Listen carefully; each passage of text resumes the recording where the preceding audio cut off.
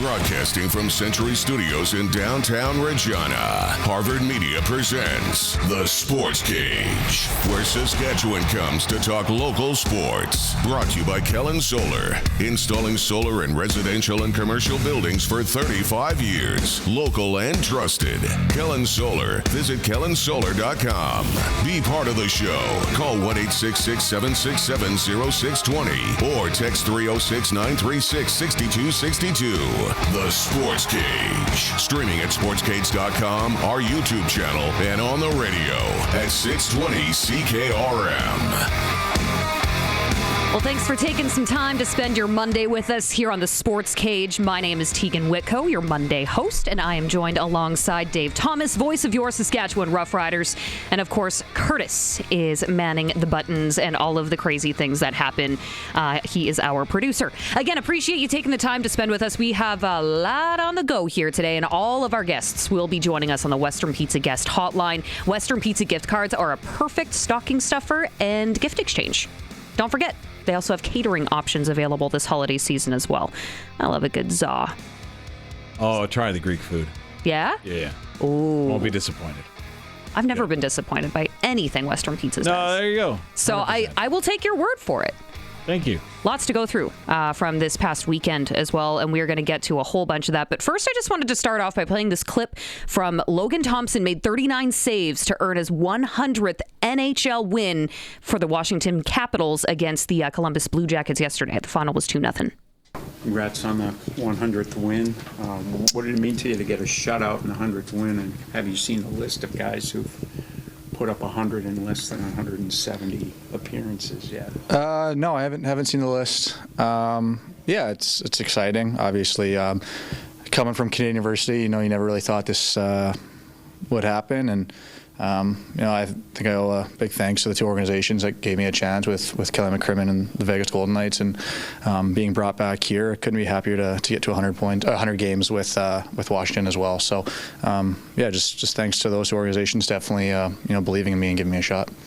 Yeah, so 100 wins, not points. Yeah, that's right. Goaltenders can, from time to time, score himself a point or two here and there. Hi to the Tri-City Americans goaltender last week, yeah. That's who it was. Okay, I was trying to find that clip earlier today, and I could not remember for the life of me who it was, but it got Curtis and I talking off air. Most goalie points of all time. Yeah. We found a top 10 list. I want to know if you can pick off any of the names on said list, Dave. Who? Okay, so you'd have to go with guys that can move the puck. Mm-hmm. So, and remember, this is all time. All time, okay. And again, goaltenders didn't leave the crease much before the 80s and 90s, 90s in particular. So it doesn't have to be in particular order, right? So no. I would assume that Ron Hextall would potentially be on that list. No? I thought so too, but he's not. No, he is? Thank you. Oh, you told me I was wrong earlier. I got a bone to pick. Okay, so then you'd have to, would Marty Turco be, well, obviously you've got to go with, I'm seeing the New Jersey goaltender, Martin Brodeur. He's got to be up there. Patty Waugh, probably. Don't say all 10 of them. Oh, sorry. I thought that was the question. I thought you said, we're going to test your knowledge, Dave. So. Well, it's pretty dang good. I was just looking for a couple of them. Oh, okay. But that's impressive, because I was actually going to toss this out and see how many right answers we can get on the Prairie Land Rentals text line. Understood. I like that. Okay. So don't cheat. Don't use Dave's responses. I'm not telling you not to Google it. But don't Google it. Don't Google it. That takes the fun out of it. Be the Cliff Clavin that we all want to be. Be honest with us. Thank you. 306-936-6262. That, of course, the Prairie Land Rentals text line. By the way, that win last night, that shutout, also extends Washington's point streak to 8 games. So, the Washington's a surprising team. I give them credit. And this is the last year, isn't it, for Alex Ovechkin? It's Even if he says he's not, it is, right? Is he going to pull a Kiss? Or like a Motley Crue where he does 8 farewell tours? Yeah. Well, this is the last year of his contract, and I think that he's ready to walk away. But he keeps scoring goals, and that hurts me because I didn't want him to break Gretzky's record, and now I'm fully aware it happens and blah, blah, blah. But yeah, we'll have to see what comes. We still have this season to get through. True. Hockey Canada also announcing their camp roster for World Juniors.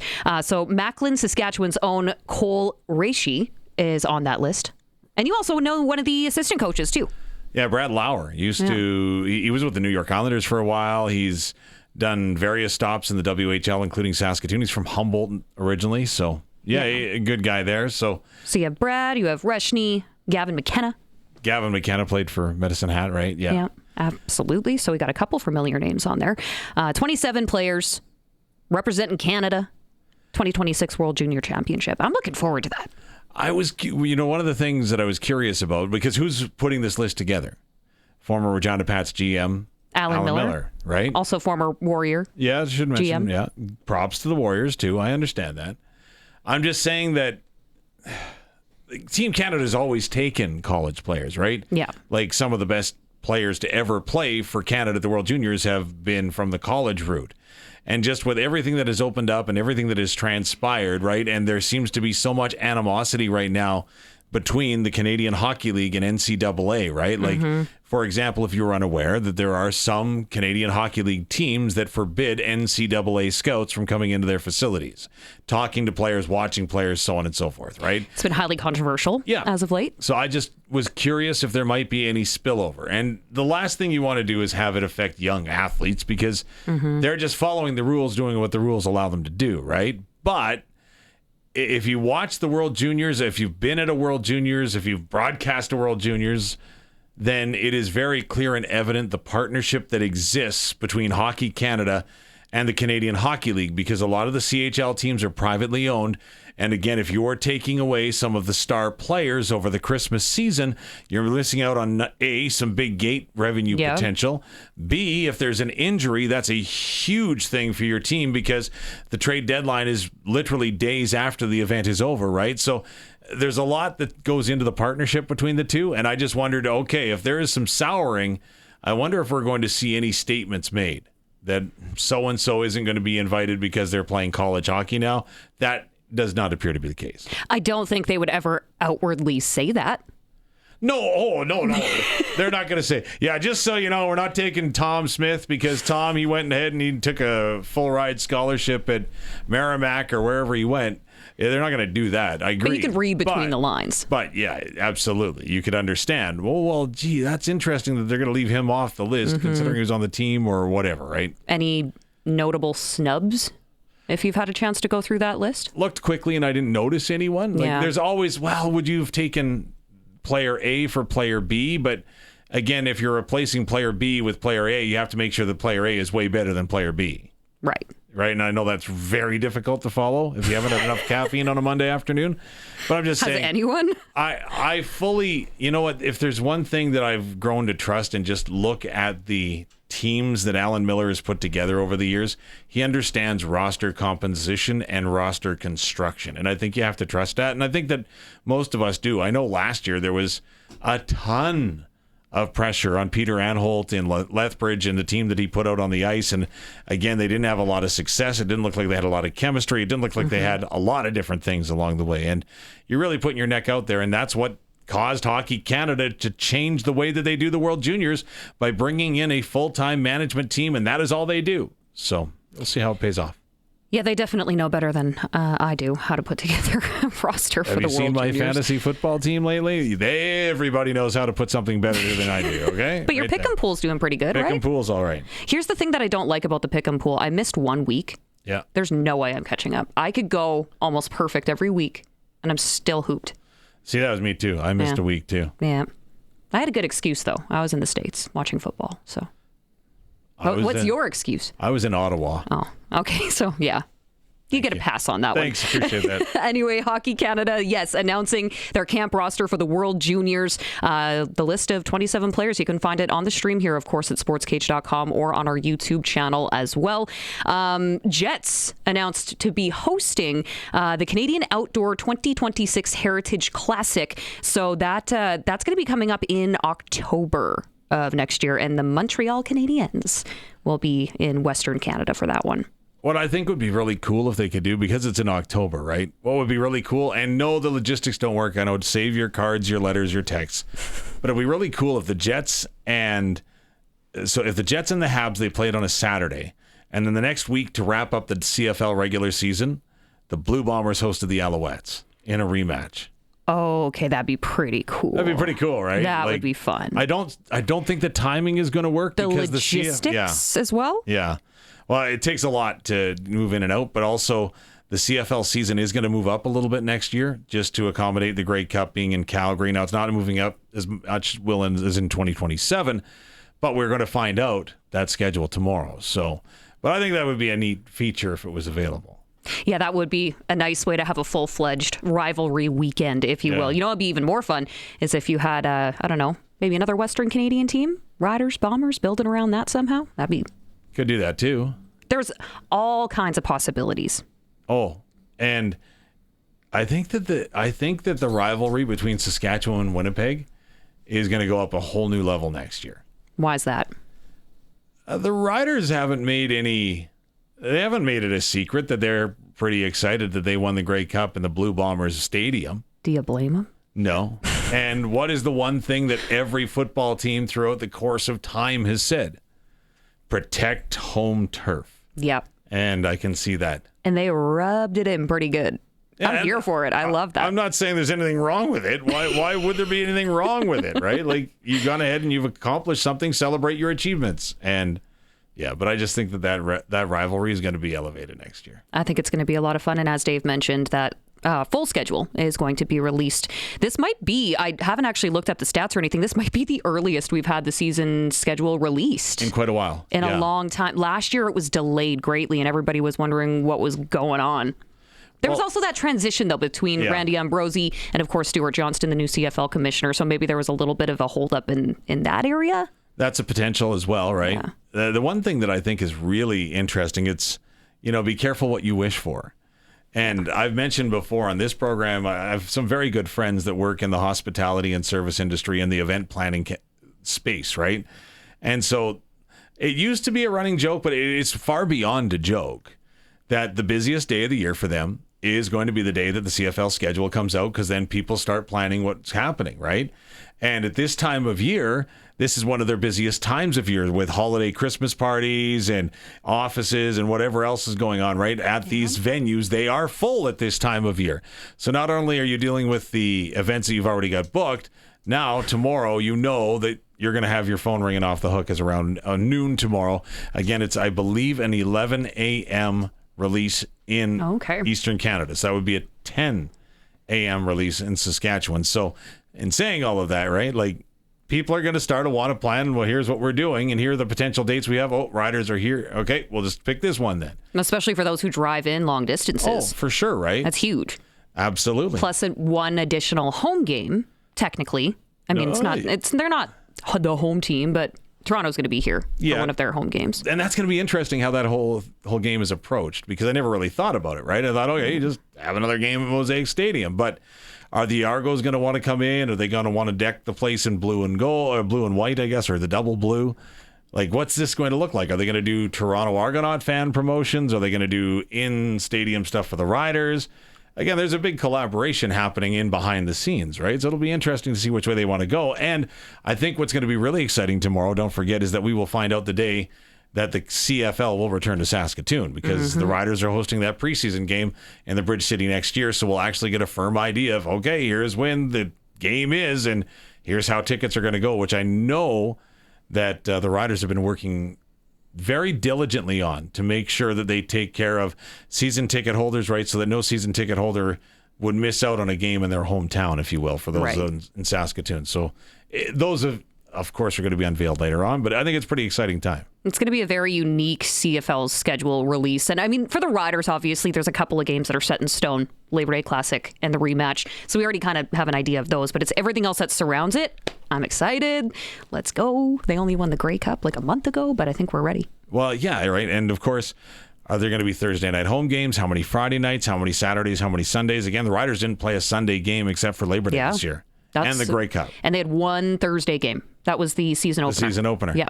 So it was a lot of Friday, Saturdays, which I was not upset about. No, absolutely. And I know that there's some people that would have liked some different start times and stuff like that. No, nothing is going to be perfect. No. There is going to be a flaw with something, right, to someone somewhere. But again, you do the best you can and you hope for the best. As far as a competitive standpoint, the Saskatchewan Roughriders, I would suggest they had the best schedule in the CFL in 2025. They did luck out, but as you mentioned, no one's ever 1,000% satisfied with the schedule that they're given, because there needs to be give and take. It is a 9-team league. There's events in these venues. I mean, obviously FIFA, that's making things look a lot different for Toronto.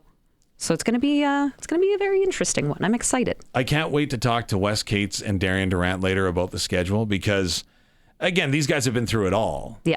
But there was some very, very interesting scheduling times back in the day, right? Where a team might play on a Tuesday and then again on a Saturday against two different opponents. So there's some big quirks, and like they've changed some things. Like for example, the Alberta Labor Day Classic and rematch, right? You'd always play on the Monday and then you'd play again on the Friday, and that just did not work for the athletes. But they just went ahead hey. Do you have a choice? Heck with it. We're this is the way that we do it. This is the way we've done it. This is what our tradition dictates. So that's how we're going to do it.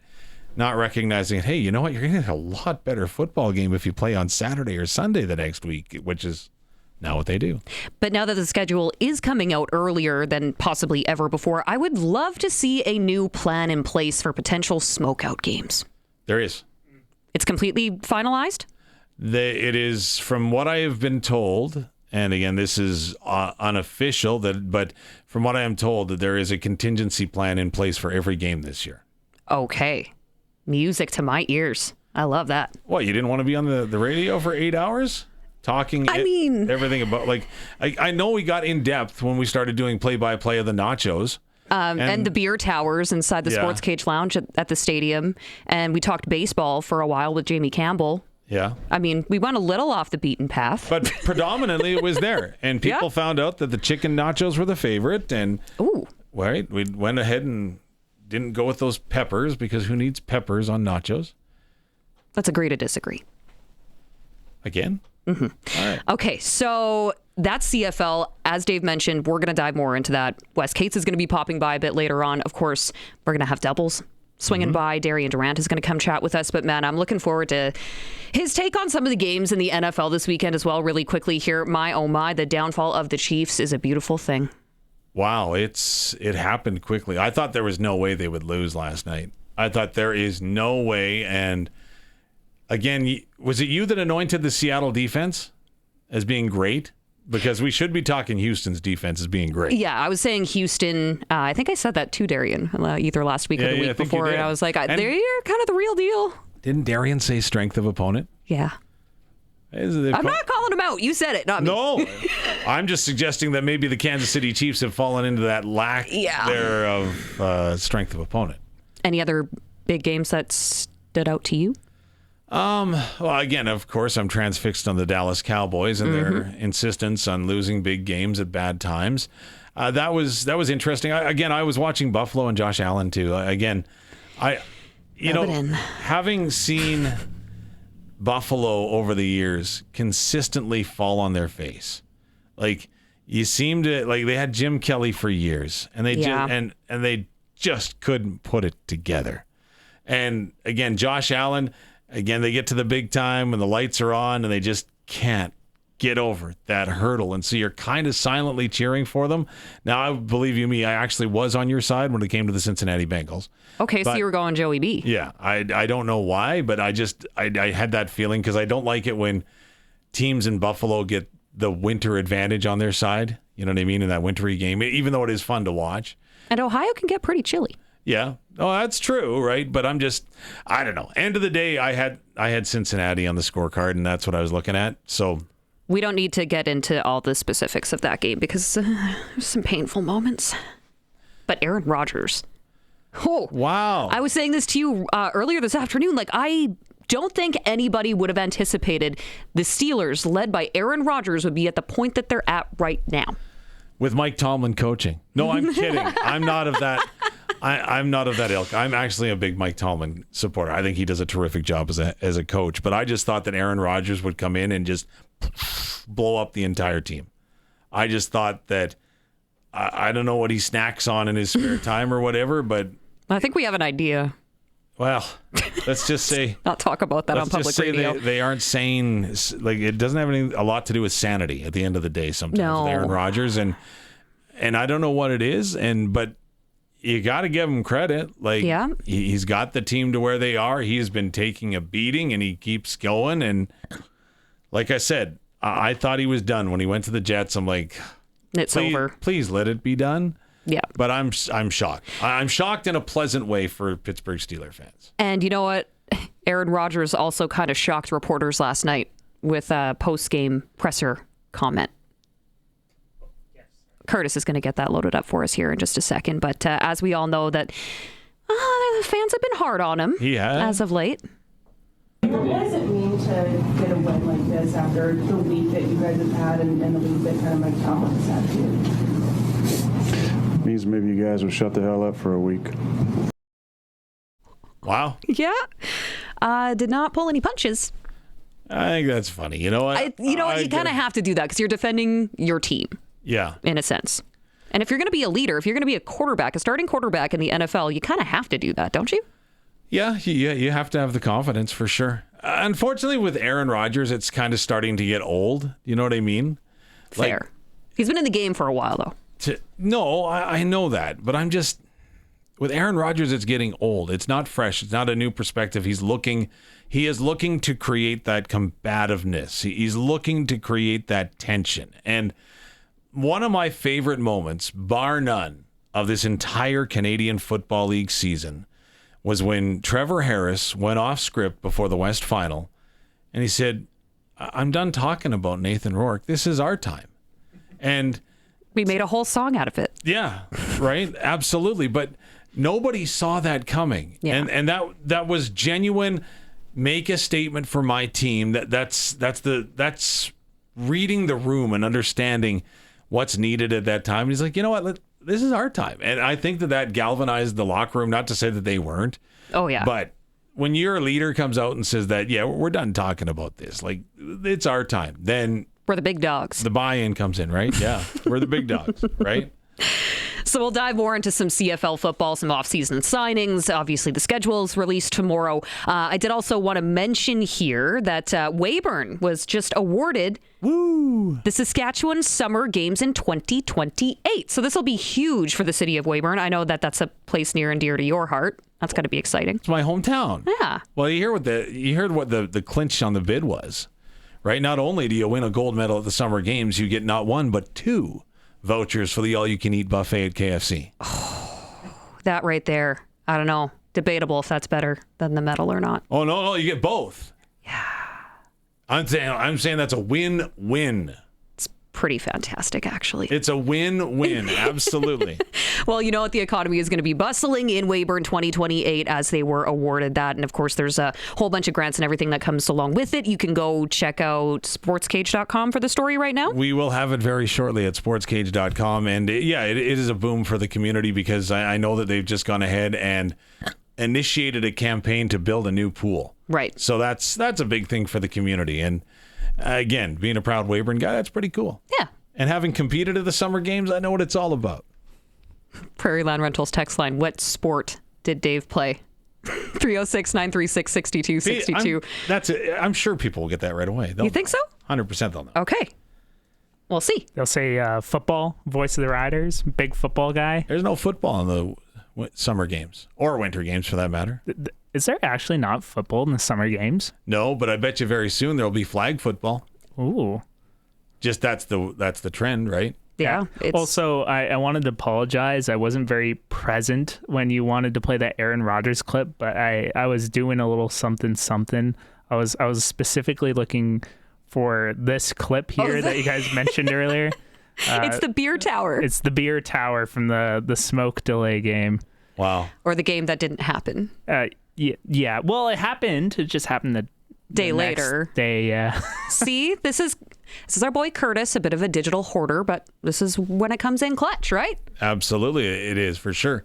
Don't worry, we're still not taking that mistake off the scoreboard as we now have put one up for the whole week, right? So shoot, the mistake bar is flowing, and I've got the lead again. We'll see about that. I think Jeff's is single blade, a sling blade. Is that sling blade? Sling blade. Is that a sport at the Summer Games that Jeff's thinking that I participated in? I'm thinking that I probably should have known if it was or not. Yeah, and it wasn't. I'm not even sure. I should know what sling blade is. I've never heard of it. Maybe it's a movie. I don't know. When you Google it, yeah, it's a 1996 thriller/drama. Stars Billy Bob Thornton. Okay, so that's got to be a movie then. Fair enough. It might be a sport. The movie comes up first when you search it up on the old internet. Doesn't sound like a great sport. Maybe that was the sport, seeing if you could sit through the movie. I don't know. Maybe that's what it was. Regardless, this is the first time that they'll be hosting in 2 decades, a little over that. So definitely their time. It's their time in Weyburn. Their time. So again, that's coming up in 2028. I did also just want to quickly mention here Jeff Kent, the lone Baseball Hall of Fame inductee for 2026. He was actually drafted by the Blue Jays in 1992. Didn't win a World Series with them. He bounced around quite a bit in the league, but well-deserved. He is off to Cooperstown. He was traded for the player, and it's going to come back to me, that helped the Jays win the World Series. He was a key trade piece in that. And I can't remember what it is, but yeah, I remember. And he was kind of a Bobby Bitter after he got traded. And I guess I understand that, right? Like, you get traded from a World Series champion. Yeah. So that the team can go over the top. I get that. And you see that in other sports too, right? Where players get traded out when they're part of a successful team, and we woulda, coulda, shoulda kind of situation. Yeah. And what could have been. But that also shows you the caliber of those Jays teams in 92 and 93, right? That you're trading a future Hall of Famer to augment that team so that you can get over the edge and into the World Series. Yeah, which is absolutely insane, and it's driving me nuts. I can't think of that name right now, but we'll come back to it. We'll circle back to it. We should probably take a quick break here, though. We've been just having some fun here. So coming up still, Wes Cates is going to be by in about half an hour or so. He's going to be joining us to talk again CFL. We got your clutch performer still on the way. Not only that, but from FC Regina, Gordon West will be joining us. Obviously, with the World Cup draw that took place on Friday and then Saturday, they're also resuming activities over at Real District after exhibition. So they're kind of getting back to business as usual. So we'll catch up with him. Awesome. I've got the answer to that Jeff Kent trade. Who was it? David Cohn. I knew it was a pitcher. I just couldn't remember which one. Should have known that.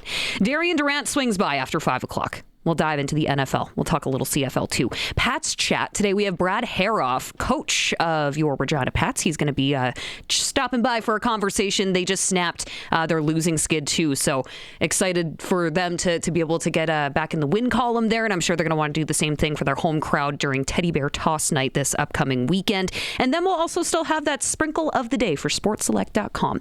Join in the conversation at any time. And if you wanted to maybe have your input, have your say when we're talking about the top 10 goalies with the most amount of points, NFL or NHL all time, let us know. Prairie Land Rentals text line. Whatever you need to rent to get the job done, Prairie Land Rentals, they've got it. Also an official Husqvarna snow thrower dealer. Deal with the owner at 600 Albert Street. This is the Sports Cage on Monday, brought to you by Kellen Solar. 35 years of experience moving water from a dugout to a well without electricity. Visit kellensolar.com to find out more for your livestock operation. And coming up next, Dave and I chat with Megan LeBlanc, co-founder of the Saskatchewan Senior Women's Hockey League. So she'll be joining us right on the other side. This is the Sports Cage, the home of local sports on 620 CKRM and streaming at sportscage.com. It's Teagan Witko, your Monday host of the Sports Cage, alongside Dave Thomas, voice of your Saskatchewan Roughriders, and of course Curtis, the producer, helping us out here. Joining us now, however, on the Western Pizza guest hotline, this is Megan LeBlanc. Now, she is a co-founder of the Saskatchewan Senior Women's Hockey League into its inaugural season. Man, that's got to feel pretty good to say out loud, doesn't it? Yeah, absolutely. It's been quite the ride getting here, but it's been good, and Jenna and I are pretty proud of it. Yeah. Jenna, obviously another co-founder. Maybe tell us a little bit about how you two got connected and this whole thing sort of came together. Yeah, well, we grew up kind of always playing hockey against each other. I lived in Estevan and she's from Regina, so we were always kind of rivals. And then as time went on, we both went away and played university, or she stayed in Regina to play. And then we kind of aged out of that era of hockey and then had nowhere to play, and we found ourselves in the rec leagues around here, and yeah, we just kind of got talking, and from there we decided to make something happen. With the increased popularity of the PWHL, I imagine that's definitely helped drive some interest in this first season, hey? Oh yeah, absolutely. Ever since the PWHL has taken off, it's, women's hockey has been a talk now, and it's a lot more popular and people are watching it. And yeah, even just like listening in the little kids, little kids are talking about their favorite PWHL players. And yeah, it's something that we never had when we were young. So it's cool to see how women's hockey has evolved. So walk us through some of the challenges that you two faced when you started launching a brand new league. That's a pretty massive undertaking. So what were some of the challenges that you guys were able to overcome? Well, in the beginning, we talked about potentially sanctioning, and that didn't really work out, and we didn't really feel I didn't really feel the support was there that I needed to make this league successful. So in the long run, we just decided it'd be better to just do it ourselves and kind of see what happens. And honestly, we thought it would start off smaller, and within the span of 2 months, we went from about 20 people to 400 people. So there's 400 people involved in the league now. So that's incredible to be able to see that amount of people come together and pull this thing off so quickly. How did you guys go about selecting the markets in which you would have a team for this league? Yeah, so we sent a form around the province and just kind of put a feeler out there to see who would all be, interested in playing. And now there's so many girls that have moved back from playing university or college hockey, and there's nowhere to go. Like once you're done, and it's rough when you move home after giving your whole life to a sport, and then all of a sudden you're just done, and you come home and everyone's boyfriends and husbands, they're all playing senior hockey still, and then we all just get to go and watch the boys play. So it just, we had our own groups of friends that were all feeling this way and feeling like there was a hole in women's hockey and there was something that needed to be filled, and there was definitely a huge gap that was missed. So with that motivation and our own groups of friends around the provinces and everyone that you kind of met growing up playing in Saskatchewan and even Alberta and Manitoba, and then with sending the form around, we figured there's a lot of people that filled out the form that we didn't even know that were, they were feeling it in the same capacity as us, but they were, 9 hours up north, or people we didn't even know filled it out. So it's definitely, the form reached areas, and we realized we're like, wow, we're not the only ones feeling this. There's a lot of girls that don't have the opportunity to play competitively right now. So 11 teams are on the ice right now. Is that exceeded your expectations? Yeah, originally we were just going to start and see, anything is better than nothing. The alternative is literally nothing. So we were happy just to even have a few teams. And then we had 10 right off the bat. Right after we did the forums, we're like, oh, wow, we have 10. And then, there was another team that kind of reached out later on. There was a group of girls that kind of missed the ball right off the bat. And then they're like, oh, wow, this league's actually legit, we want to join. So we ended up with 11, and yeah, I would say it's exceeded our expectations for the first year by far. And even just the caliber of hockey, it's pretty good.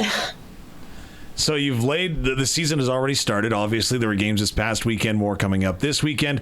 What does a season look like for team as far as the number of games you're going to get, how many practices these players are going to get on the ice? Yeah, so senior hockey, everyone's teams are kind of different depending on your situation. Some teams practice every week. Some teams don't practice at all. It's kind of, to each their own with the teams. I think everyone does, a few practices here and there for sure.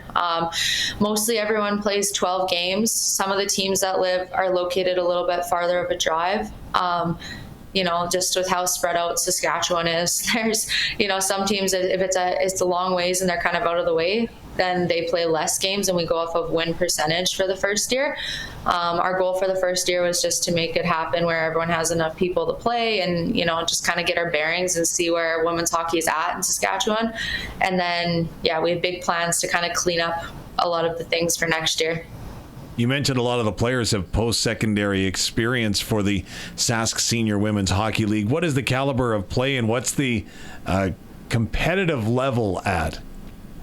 Yeah, so it's, there's a lot of girls in our league that have played, definitely represented the province, and there's some that have even represented Canada. So yeah, everyone's a little bit older, but there's lots of Division I, U Sport, ACAC. There's a little bit of everything. There's some girls that have played, down in the States, some girls that have played.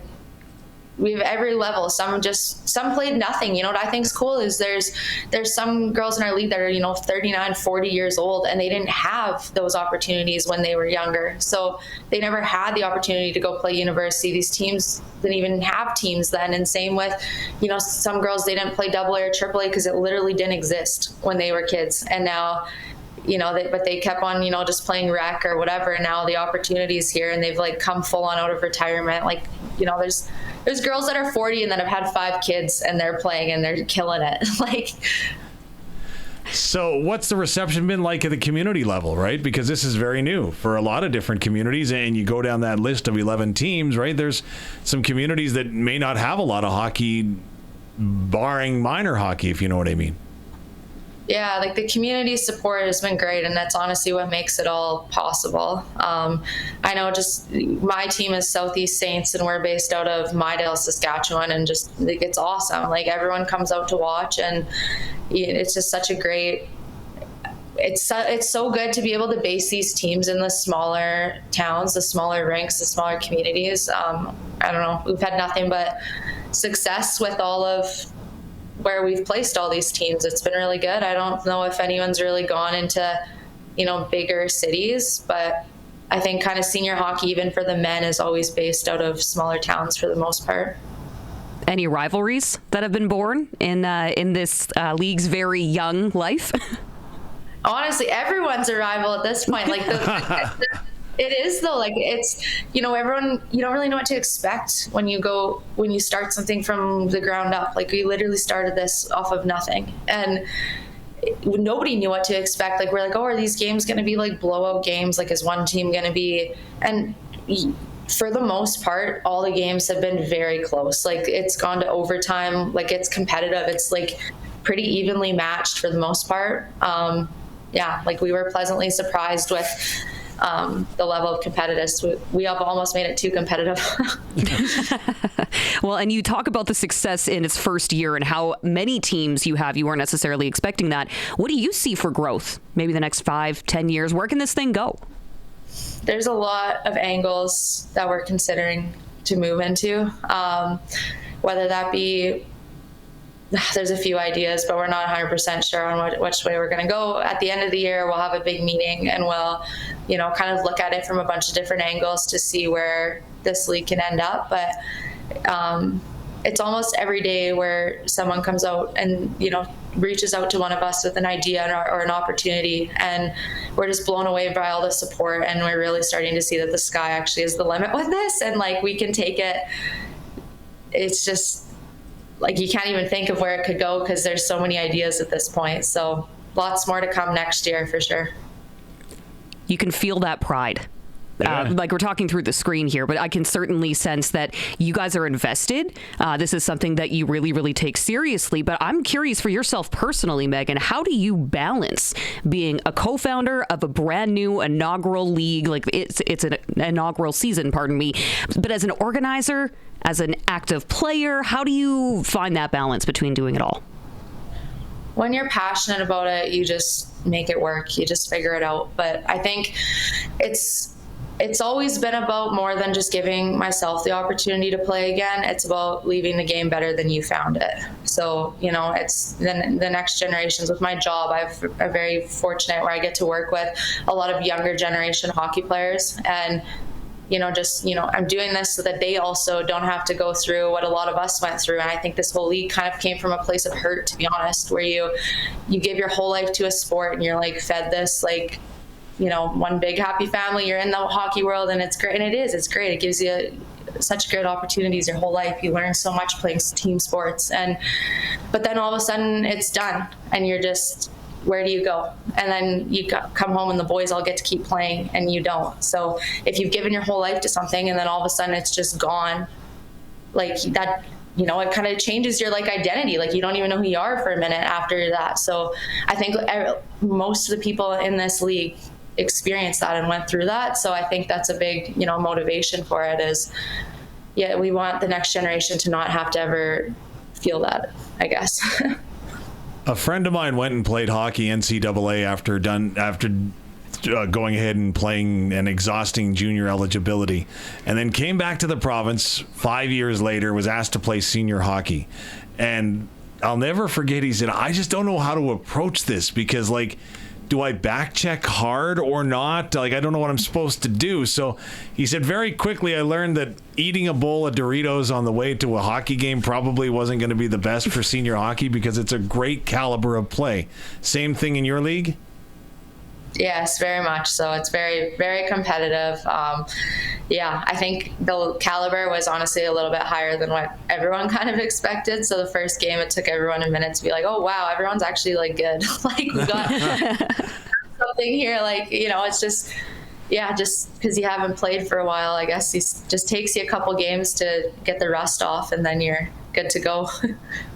And I know you've got a proud sponsor of the champions this year with a brand new cup, right?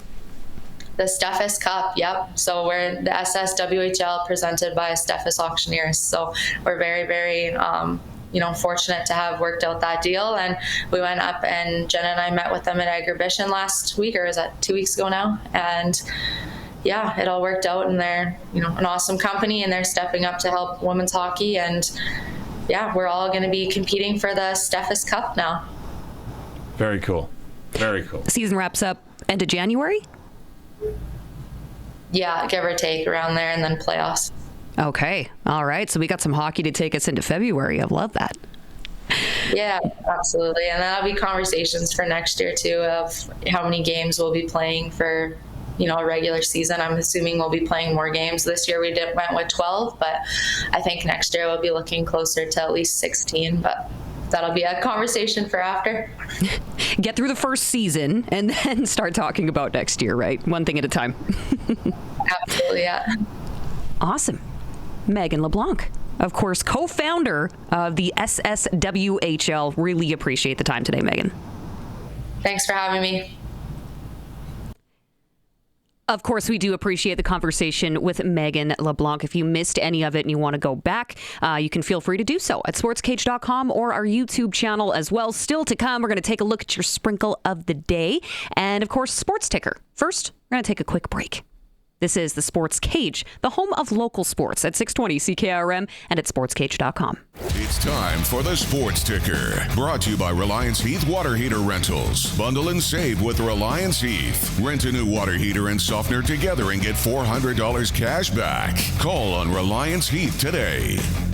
It's Teagan Witko, Dave Thomas, and Curtis, the producer, with you. Taking a look at the NHL slate for tonight. 5 games, including 2 Canadian teams. You got Tampa Bay in Toronto taking on the Leafs, and then the Buffalo Sabres travel to Calgary to take on the Flames. Also did just kind of want to quickly mention here, Detroit Red Wings. That's a hard word to say. Red Wings. They take on the Vancouver Canucks. And then we also have the Mammoth that are hosting the Kings. And officially announced this morning, their star forward Logan Cooley is out. Did you see that? Yeah. He got back up. Didn't look that bad. Didn't play on Saturday. No. So we were thinking, okay, maybe he's just getting a double check looked at. He's out indefinitely. 0 timeline for his return. Just saying lower body, but that did not look pretty. So hopefully he's doing okay. And Logan Cooley, especially if you're a Mammoth fan. Yes. NFL Week 14 wrapping things up tonight in what is going to be a big game with playoff positioning in the league. Philadelphia Eagles in taking on the Chargers.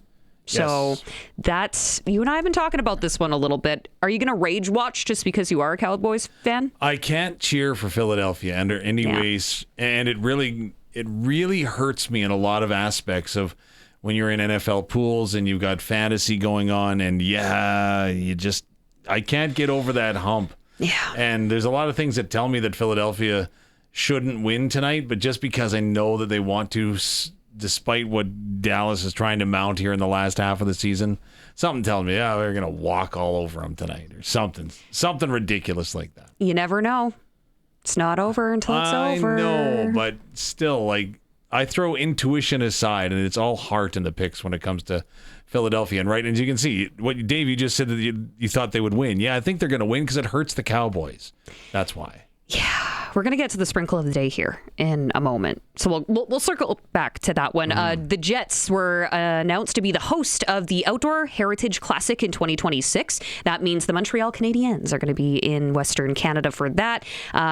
8 Heritage Classic, and only the first since 2023, surprisingly. Yeah, so that last one was in Edmonton, right? Yeah, Battle of Alberta. That celebrated the anniversary of the first one that the Oilers did with Montreal back in the day, right? That was when Gretzky returned and they had the Legends game, and they probably shouldn't have played the game because it was so cold. And again, what the contingency plan wasn't a second date for an outdoor game. It was to move it indoors to Rexall Place the next day. So completely defeating the purpose. Yes. Gotcha. Understood. So, but they went ahead and they played it despite the cold. And I know people that went and sat in that cold, and believe you me, you deserve something special for sitting in that. Not just because you had to take in the Habs and Oilers, but because it was that cold, right? And then we've held one here in Mosaic Stadium. 2019. That was Calgary and Winnipeg, right? Correct. I couldn't remember that for the life of me, but there's a lot of people that I know now as well that have went to that. And from what I hear on my phone today, there's a lot of people that are thinking that we're going to bundle up, go to Winnipeg, take in Princess Auto Stadium.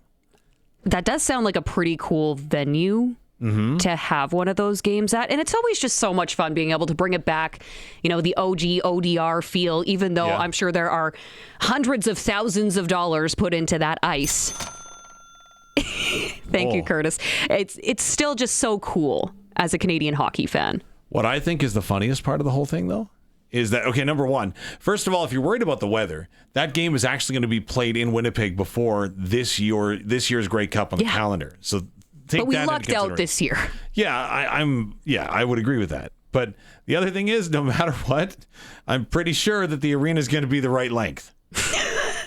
I'm pretty confident. Yeah? Can't get that in the Olympics. Tell you that right now. No, there's been videos surfacing all over Twitter of the beloved Lang rink, the one with the drawbridge that comes down to get onto the ice that you know well. Lang, Saskatchewan. It is Saskatchewan. Really cool ice surface, right? Where the drawbridge is the stairs where you come down from upstairs onto the ice surface right in the face-off circle. Yeah, it's so unique, and you can see this video on the stream right now. This video itself went viral years ago, and the internet being the internet and what it does and the way people share content. I'm not going to name names, but someone was convinced that this was the actual Olympic rink that they were constructing for the Olympics. I hate to say this, the ice is better there right now than it is in Italy.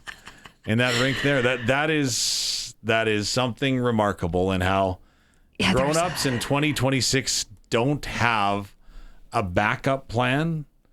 Yep. Blows my mind. Especially with, again, all the money tied to the Olympics. You can't tell me, though, there is no way, is there? There's no way that the NHL is not going to be there. I know that's a double negative. The NHL has to be playing in Italy. There's too much at stake. There's too much on the line. They've made too many contingency plans in North America with their league. It's not like you can just go, okay, we're not going. Sorry, good luck. We'll see us again in 4 years. It's not like it's a guarantee every time the Winter Olympics come around. No, it's not. And right, you just can't. I can't see a way that the NHL walks away, because they'll have massive amount of egg on their face if they do. Yeah. They can't just go ahead and reconvene the league in North America, because that is absolutely impossible, not only because of the venues, how they're going to be booked already, right? So how do you do that? And then they jammed in the NHL schedule already, and people are having concerns about that as players and injuries and stuff like that. So there's a lot more to it. They have to go. I just don't know where they play, but they have to go, don't they? I think they do, but I don't know. I'm not an event planner, nor do I pretend to be. I don't know how much work would have to go into that venue right now to make sure that this thing actually happens. Well, by the looks of it, and Curtis put up the latest picture that we have, it's an open air facility right now. Yeah. With no seats and no ice plants. Good. It's not good. And it blows my mind. I would love to know, is there anybody that really thinks that the NHL isn't going to go? They have to go. I just don't know where they go. Well, I mean, the closer and closer you get, it does make you think. It makes you wonder. But they just can't pull the pin, because then they're the ultimate bad guys. Wow. There's contracts and sponsorships and all kinds of things built into this. And players who want a gold medal. Yeah. Some of these players, might not be around for the next one. They might not still be playing. So this could be their last opportunity to get that gold. Yeah. So I think there's a lot of layers to this, but I do agree. You're right. I think that it needs to happen. I hope they can figure it out. Speaking of get that gold, I think it's time for the sprinkle of the day, Teagan. Curtis. Wow. He's having too much fun with that cash register over there. But yes, you are right. Sprinkle of the day for Sports Select. So if you haven't played around with this yet, you absolutely should. Get in on the sports action. Just go to sportsselect.com. Make your picks online. Then it gives you that QR code, spits it out, and then you go to your local Lotto Spot retailer. You can also still fill out the paper. It's all good. They're not taking that away from you. Yeah. But you can definitely place your bets. Every one of them 100% legal with the chance of winning cash in hand. Sports Select. When you're ready to play, bet on the original. Must be 18 plus. Play responsibly. What are you... Okay, well, you kind of already told me what you're going to take in tonight's Monday Nighter. He zipped by it, did Curtis, but again... Philadelphia on the road, 2.5-point favorites. Now, again, that's not a great deal, right? Yeah. But still. I mean, you could Justin go for Herbert, it, take the Chargers. Yeah. Is Herbert going to be okay? He's playing, right? Yeah, he is playing. At least those are the last reports that I saw. But dude just had surgery on his left hand. So he's going to be trying to get that ball out quickly. It might be a heavy run game. Yeah, it's his left hand. What does he need it for? He throws it to the right. Really? I mean, I guess he got a point there, but wouldn't you want to be protecting that hand at all costs? Well, I'm curious. I want to know if he wears the club. You know, you see offensive linemen, right? Yeah. Or usually defensive linemen, right? Bust up an arm or a hand or something, they put the club on. So I don't know. I feel like there's so many quarterbacks that are superstitious and have their set routine. Absolutely. I don't know, man. But yeah, 2.5-point favorites for Philly tonight. Over under 41.5. I'd actually go over on that. Would you? Yeah. You know what? I tend to agree. It's in LA. Yeah. So perfect okay. conditions. Yeah. It should be pretty good. Yeah. All right. That was your sprinkle of the day. By the way, if you also maybe wanted to place some futures bets, we now know a little bit more of what the FIFA World Cup is going to look like. So maybe you want to go in there and you want to, see what the action is on some teams. Switzerland all the way. No, they're in Canada's group. I take that back. Yeah. Easy, buddy. But yeah, Stanley Cup, Super Bowl, NBA Final, NCAA, NASCAR, so much more. So go check it out. Again, bet on the original, but please play responsibly at sportsselect.ca. That is your sprinkle of the day. And it looks like we need to take a quick break. On the other side, we will have our buddy Wes Cates join us to talk a little CFL and NFL. This is the Sports Cage, the home of local sports on 620 CKRM and streaming at sportscage.com. Well, thanks for joining us on the Monday edition of the Sports Cage. I am your Monday host, Teagan Witko, and I am joined alongside our producer, Colson, voice of your Saskatchewan. Oh, he caught me. I thought I was going to get away with it. It's Curtis. He was telling us how much that bugged him earlier, so I just had to get one in. I'm sorry. I had to. You can't tell me if it bugs you. I'm just going to keep doing it. Yes, Curtis is back there. Voice of the Riders, Dave Thomas, is with me. And our next guest is ready to go here in just a moment. But if you did miss anything in our first hour of the show today, you can always go back and listen at sportscage.com, our YouTube channel. Megan LeBlanc from the Sask Seniors Women's Hockey League was on the show talking about the inaugural season. Great conversation here. And of course, still down the line, we got Darian Durant that's going to swing by. We're going to chat with Brad Herauf, coach of your Regina PATS, your clutch performer, all that and more still to come. Right now, however, we got our buddy Wes Cates is in with us. I'm going to call you by the right name. I'm not going to screw that one up. Appreciate it. Thanks, Teagan. Of course, Rider, legend, Grey Cup champion. We are into the off season, so there's still lots to talk about. We have Trevor Harris coming back for another season. Tommy Stevens also re-signing. So yeah. What do you think the next priorities are? I mean, there's definitely... Well, you got your two quarterbacks locked up, right? You got your starter and your short yardage guy. So I think, obviously, to kind of keep things on the offensive side of the ball, I think you definitely want to lock down a couple of receivers. Like, there was a lot of receivers in this receiving core, but there's some guys that have been dinged up, some guys that really came through. So I think considering Dante Myers is down in the States, having some workouts and stuff like that, you can't really expect him not to sign with the athletic ability that he has. I think he'll at least be in a camp somewhere. So I think that makes Keyshawn Johnson a really important piece that you want to bring back. Obviously, he was Mr. Second Down, right?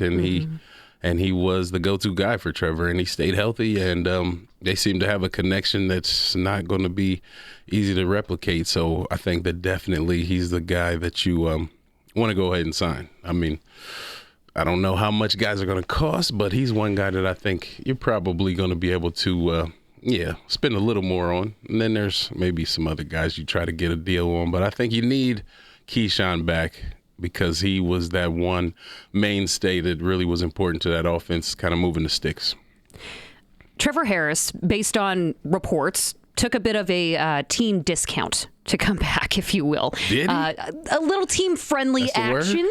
That's what I'm going to call it. I mean, he's got a young family, but he's been playing for a long time, so he should, if he's got a good, financier, somebody who if he's got somebody handling his money, or if he likes to dabble in that stuff, then he should have a little nest egg, right? I hope he's not rolling through a few $100,000 a year. I hope he's got some money stashed away, but he does have a family, and that, things are expensive these days. So I appreciate it, Trevor, if you took that little pay cut. I mean, no, because those are the type of things that really make the difference between, when we won a championship in 2007, Kerry Joseph had taken a pay cut to build some guys around him. So I think it's smart. It behooves him, and I don't think he's in it for the money at this point. I think he's in it for a possible chance at another championship. So it makes sense. I'm not surprised, but you never know. I mean, at what point or stage of a player's career, Wes, does that request, whether it's a request or the, hey, I'm willing to take less for myself. Yeah. When does that become a point of pride, or compared to maybe a point of disrespect? At what point does that change? Because it's a fine line, I would suggest. Yeah, I think it comes down to more kind of how your career has gone up to that point. Like, because there's some guys that maybe are, in their 30s, but maybe they were bouncing around in the NFL, then they ended up here. Maybe they don't have a bunch of money, so they're really just still trying to, make some money off of this. And if you're playing at a high level, you're number one, number two in the league, then you're going to ask for your money. But then there's guys who, are lucky, like a quarterback position, or maybe a Canadian offensive lineman, or maybe a guy who's been a number one receiver or running back for years. Then they have that type of money saved up, and they can kind of be like, yeah, I've made my money. Now I'm in it for the rings. It's important to me. Yeah, there you go. There you go, Kurt.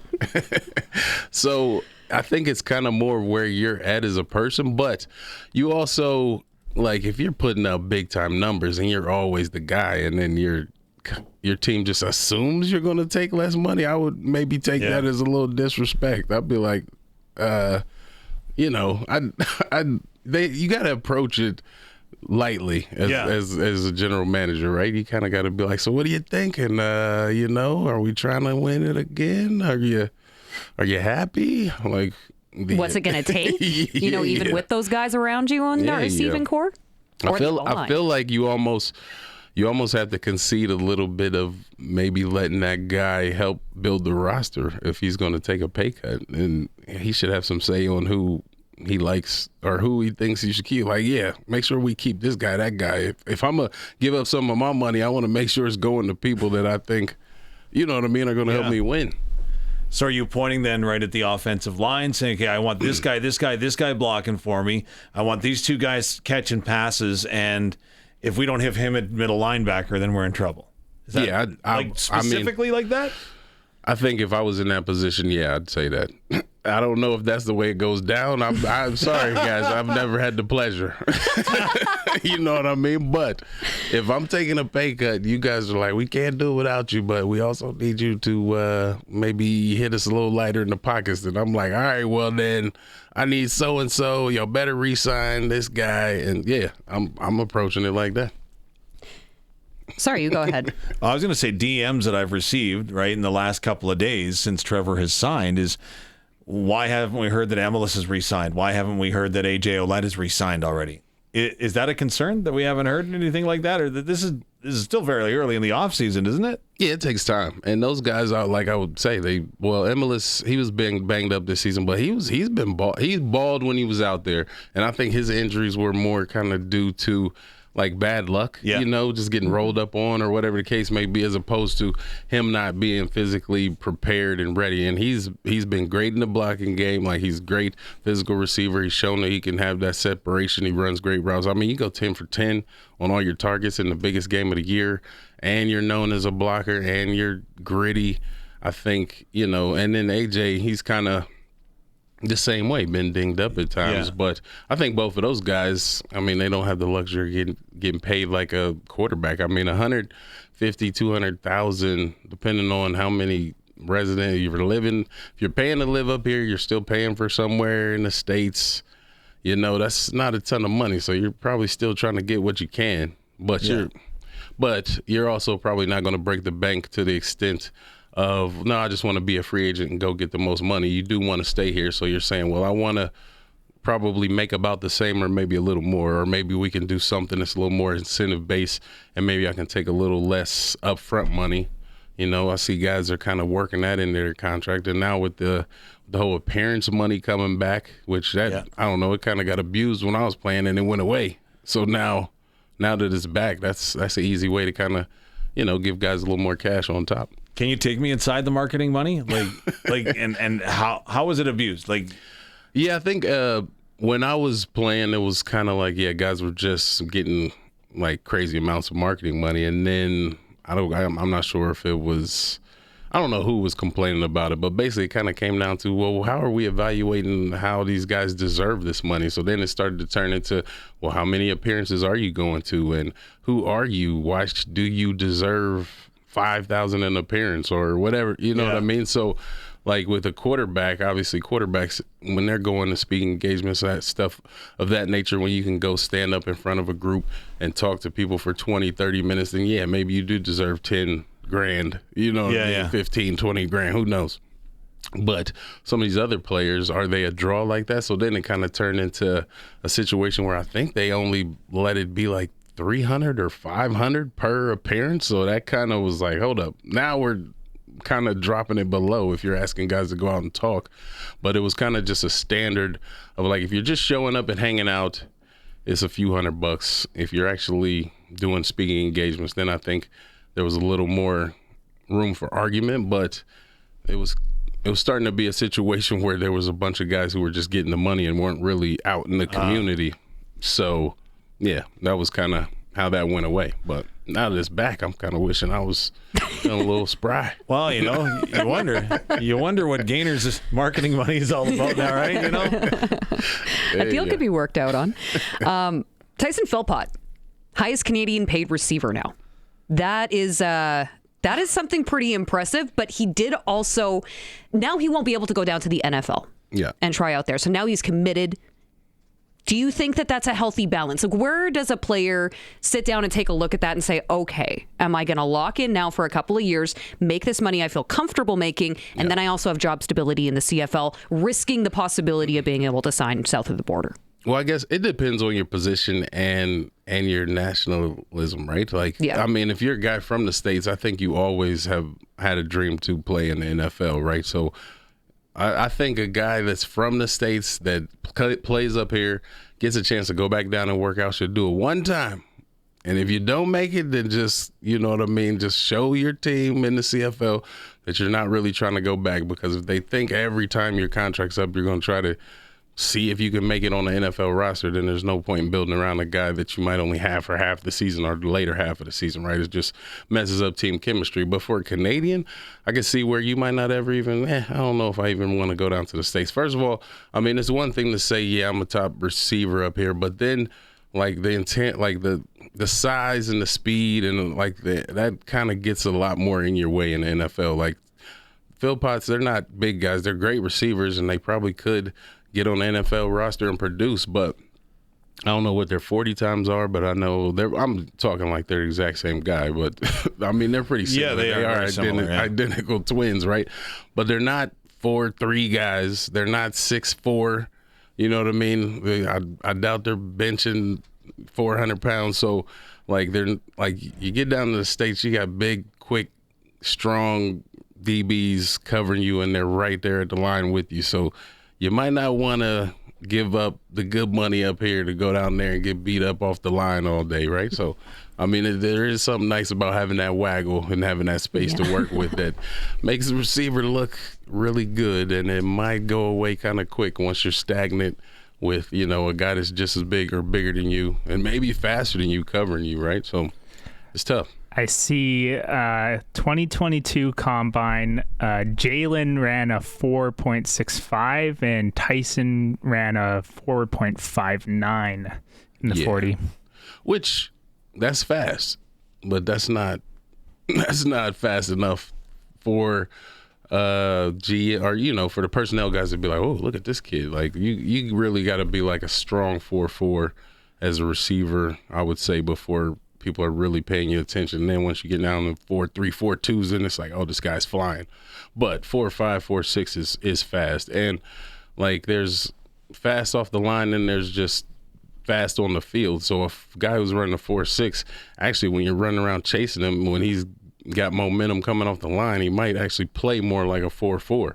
Yeah. But it's hard to, you know, basically when you're coming off the line and running a 40, that's what you're judged off of. And then the other stuff is kind of like, okay, if we see enough film on you and we watch you actually make separation and get open all the time, then maybe we throw that 4.6 out the window. But there used to be a perception that players that were in the Canadian Football League and would go down to the NFL. So, for example, like Dante Myers right now. The other one example going way back is Andy Fantuz, that something changes about their body or their physique, their psychology or something when they come back, that it takes time to reintegrate into the CFL. Is that a perception that's reality? I think it is, because you always want to kind of forget about the stuff that's going to get in the way of you being your best, like, in the moment. Yeah. So I think when you're dealing with the waggle and you're dealing with a more nuanced working in space game, and then all of a sudden you're in the NFL where it's all about timing and getting off the line and having a good move off the line, and then coming out of your breaks and the ball's there now because the field is smaller and all this stuff. So you just learn to play quicker and expect things to happen faster. And then when you come back up here and you try to convert back, it's like you're doing too much almost. And the CFL is more of a, you know, there's playing with the waggle, and there's more like figuring out your spaces, working with your receivers. There's more of a passing game, less of a running game, and, you know, just mentally getting into a blocking and that sort of thing. So I think it's definitely, it's for as much as, you know, it's still football, they're two-way, like totally, completely different games. Okay. Yeah. Understood. It would take me forever to get used to that, honestly. That sounds like it would be so challenging, especially in the next couple of years. There's going to be some changes to the rules in the Canadian game. So if you leave for a bit next season, come back. I mean, it's not impossible. I'm saying, like, you'll get it back. Oh, I just meant for me. Yeah, it would be impossible. No. But and I think what happened with Fantuz was he actually got hurt while he was down there. That was in Chicago, and then he came back and he was hampered from the injury. And then it was a whole nother, you know, moving to a different team because he wanted to get back home. And so I think just him almost, you know, take the chance. Like, if you got a chance to go down to the States and maybe make millions versus making a couple $100,000, I mean, you before the home team discount, you got to kind of shoot your shot. But you want a little trivia, Wes? Yeah, what's up? Take a guess how fast Andy Fantuz was in his combine, in his 40-yard. Fantuz? He was probably like a 4.7. 4.7? 4.75. I won't even give him a 4.75. Wow. What do you think, Dave? Because I'd like Andy Fantuz to appear on this program, I'm saying he ran a 4.4. 4.4? No. All right, Teagan, you got any guesses? I'd say 4.6, though. I'll say 4.6. Big man running 4.6. He might have been a 4.6. 4.5. 4.5? Yeah. He ran a 5-second flat. Oh. Yeah. See? Wow. Like, Fantuz is not, like, he's not like, I know he's not fast, but that dude had routes. I don't know what it was. I used to call it the Fantuz step. He'd get them shoulders rolling and them big hands moving, and next thing you know, he's open. And then he could track down the ball, man. And that's what I'm talking about, where sometimes like your 40 speed doesn't necessarily translate to your in-game speed, because if the ball was coming, Fantus had a gear to catch up to it and snag it. Or maybe it was just because he had long arms and big hands, he could just reach out and grab everything. But one way or another, he was getting to it, and he was a problem when he caught it too. So, yeah, that's a perfect example of, like, speed isn't everything, right? Like, 5 flat, dang. Well, and at a combine, that's you're like also O-line. you're kind of in the microscope. You know, you're being watched, you're being monitored. I don't know. And it's all about knowing how to run a 40 clearly. Like, I guarantee you Fantus could run a faster 40 than that if he was coached up on technique. But dang, 5 flat, yeah, that's no good. Some of us just aren't good at tests. That's right. And that's fine. That's right. It's fine by me. So CFL schedule comes out tomorrow. Earliest we've seen it come out in a long time. I'm sure you remember back to last season. Felt like it took ages to see what the schedule was going to look like. But how much, when you were a player, how much did you really care about that day? I mean, especially with this current roster coming off of a Grey Cup win, they're probably still drinking some beer out of the Grey Cup as we speak. Yeah. So are they really paying attention to that, or is it more for the fans? Nah, that's for the fans. Like, yeah, you don't even think about it. I don't ever remember looking at the full schedule ever. You know what I mean? I was just what's like, next week? We're in camp. All right, who we play week 1? All right. like, what do we, like, let's just get the game plan in. Let's go. Whoever we got to play, that's what it is. You know what I mean? I mean, maybe if you got some really bad get back in you, like maybe you just re-sign with a new team and you're like, all right, like for me, when I was in Calgary, then got traded in the preseason, but say I'd signed in the offseason with the Riders, I'd have been like, when do we play Calgary? I tell you what, I'm gonna do some extra stretching that week. You know what I mean? Yeah, absolutely. You got that fire in your belly. Yeah. But speaking of Calgary, if I had said to you in Calgary that John Hufnagel would be in the CFL longer than you were, what would you have said? And are you surprised at this new role that he's taking in Toronto? What's the Hufnagel's got another role? Yeah, he's now a senior advisor with the Toronto Argonauts. Kind of what he was doing in Calgary last year. Yeah. No, for sure. When I got up here, I was a 26-year-old rookie. I'm still surprised I stayed because they put me on practice roster, and I was like, I need to go home. They're paying me $500 to let cats I know I'm better than them play. But so I figured I only had like a handful of years up here. You know what I mean? And it's funny because that's what guys would always say to me. It's like, oh, dang, you're that old? I thought you were young. I'm like, nah, I just got up here late, you know? Yeah. But yeah, players, no. You know your time. Well, I hope you know your time is going to be short or you're kind of living a dream. But, the coaches in the gyms, you're like, yeah, whatever. You're probably going to forget you even cut me in 2 years, right? Any interactions with John while you were there? Because it was a short crossover. I was Tom Higgins. I was Higgins, though. Higgins guy, was the head coach. Yeah, Hufnagel was... He would come the year Montreal. after. Yeah. So, but Hufnagel was a good coach. I mean, there's a couple of coaches I wouldn't have mind working with. I know Wally Bono was one. Yeah. Hufnagel maybe. And, I did like Steve Barato. I got to work. He was offensive coordinator in Calgary my rookie year. And then he ended up being like an assistant offensive coach here for 1 year. I want to say like 2010. He was a good coordinator. I liked him though. What makes a good coordinator? Just their ability to maximize what you can do, or their ability to see what others are doing? I think one, to have a good playbook to start off, but then to be able to incorporate your skills into their playbook or open up their playbook a little bit to incorporate your skills, right? I think he was good at, because I was a running back stuck at fullback because they didn't have a Canadian fullback on the roster, and he found a way to get me the ball at tight end, at running back, at fullback, at, you know what I mean, at receiver. And then we had like some really tricky plays in his playbook, you know what I mean? Yeah. And I always appreciated that about him, because some coordinators kind of just have their stuff they stick to. And then there's something to be said about that, because you got to be good at your kind of base stuff, but it's also fun. Like I said a lot this season during the, our air times, that you got to kind of throw those wrinkles in, because it keeps guys focused and it makes it fun and it keeps them engaged. And then when those wrinkles, those big plays that you throw in hit in a game, it sparks your team. It really does. You watch any NFL yesterday?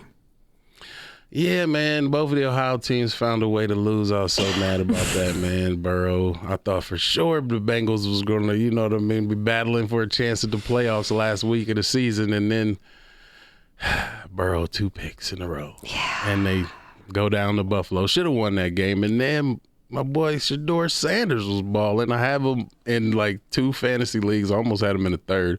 But I played him in one, set him in the other. And I was like, I know I should have played him in both. But I think he's getting QB1 again. Yeah, for sure. I think he's either going to be like a great quarterback forever, or he's going to be like a Jameis Winston, where he's like still fun to watch, but you know what I mean, a little dicey. Might have couple known to throw a pick or two, but I think he's off to a good start. I knew he was going to be good. He's raised by one of the best, if not the best, football player and like persona creator. You know what I mean? There's something about being like just a good person and then finding a way to create a persona. I mean, sometimes you can get a little extra with it, but Deion Sanders always played so great that he was like, his persona never was bigger than him. It matched the level of play, right? Yeah. You know, Dave and I were talking a little bit earlier about Aaron Rodgers, who I know you got family members who cheer for the Steelers, which is just beyond me because you happen to cheer for Ohio teams and one of them being the Bengals, so that's baffling. But well, that's kind of because Ohio teams always just like let my dad down, so he just went over to the Steelers. He went to the rival. Okay, gotcha. But I don't know if anybody would have expected to see an Aaron Rodgers-led Steeler team at this point in the season. Yeah, I think he's pretty much out. How do I say it? I feel like he's almost washed up, but he's a tough dude. I mean, he almost got his nose broke. He's out there with a broken wrist, you know what I mean? And then he still like does a fake and run. I don't even think that was like a design run. He just decided to take off and run for a score, and then he's still pretty accurate. So I ain't mad at Aaron. You know what I mean? I guess I don't know. His off-field stuff is kind of what turns you off. You know what I mean? Like he's with all the. I have no idea what you're talking about. Off-field drama. No. Is there anything more drama right now than American college football? Whether it's coaches leaving, transfer portals opening and closing all over the place. Like, it is so different. See, it's cool, but for me, I'm like, y'all coaches get paid enough, and it's about time these kids got paid. Like, they're making all this money for the universities, so these coaches are making like millions of dollars to like deal with it. Like, what you crying about? Like, you gonna get somebody. Like, for every guy you lose in the portal, you're gonna get somebody. So quit crying, do your job. But what about the tiers in Notre Dame? Notre Dame isn't given a bowl game, essentially, right? They're not ranked high enough. Yeah. So that was because of the head-to-head, wasn't it? Yeah, because head-to-head. Was it Miami? Was. Who did It'll come to me, but they'd pack up their stuff and leave. Yeah, we're not playing in a bowl game. See you later. Like, what? Oh, they said they weren't going to play. They're not going to play because they didn't make it in the playoffs. Yeah. Oh yeah, I didn't hear about that. I wonder if the coach what's his name?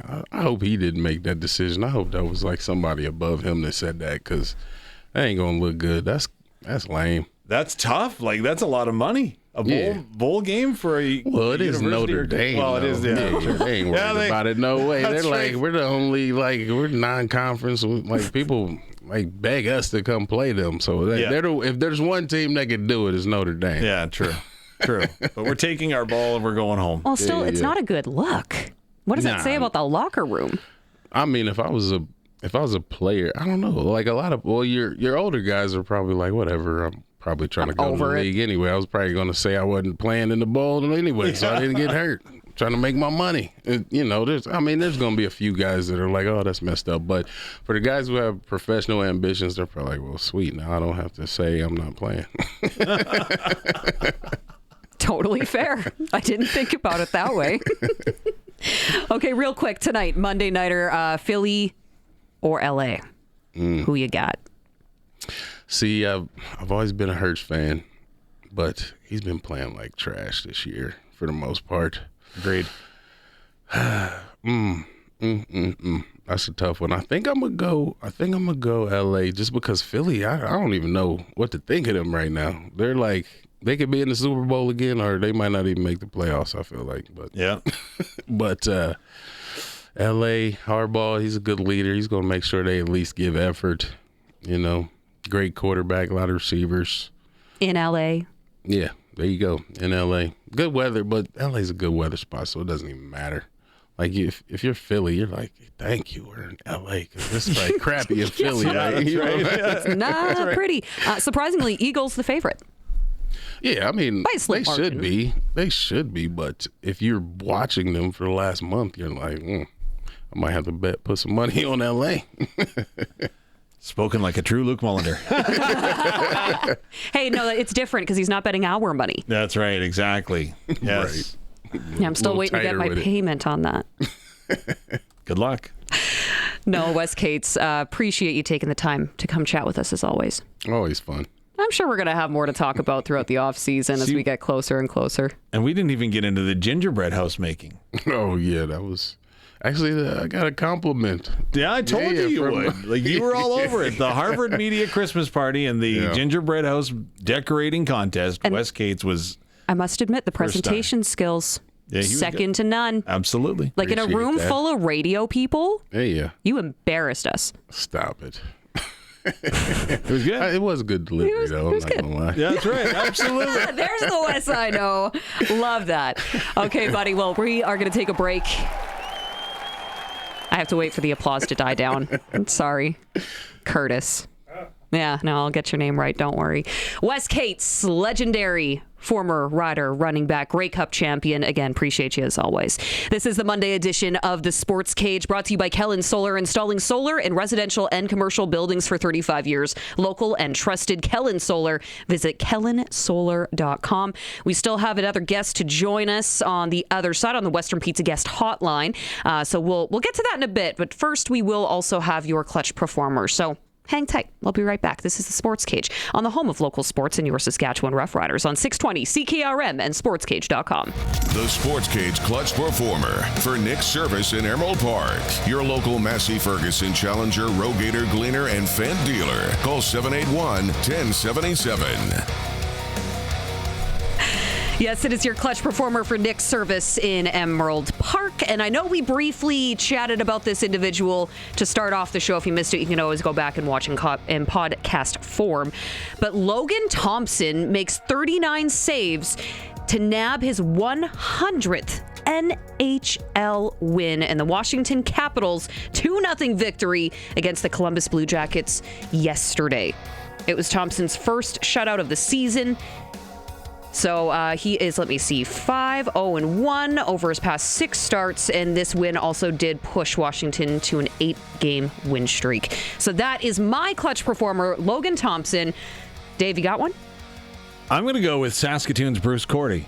Oh, yeah. Yeah, won the Canadian Senior Men's Curling Championship in Ottawa over the weekend. Amber Holland had to settle for a silver, but Cordy did it in style, only dropped 1 game all week long, and then he was able to beat, again, who I would have considered to be the favorite, Mike Harris out of Ontario. Again, very well-respected curler, and not only did he beat him once, he beat him twice in the round. He beat him in the round robins and then the finals. So Bruce Cordy out of Saskatoon, Canadian Senior Men's Curling Champion. There you go. Okay, that is your clutch performers. I know Curtis probably didn't have one prepared, or he does have one prepared. Okay, but you know what? I will make Curtis my second clutch performer because he lets me give him a hard time. Curtis or Colson? Sorry, didn't know which one you want to go with. Sorry, buddy. Oh, is that booze now? Wow. It's okay.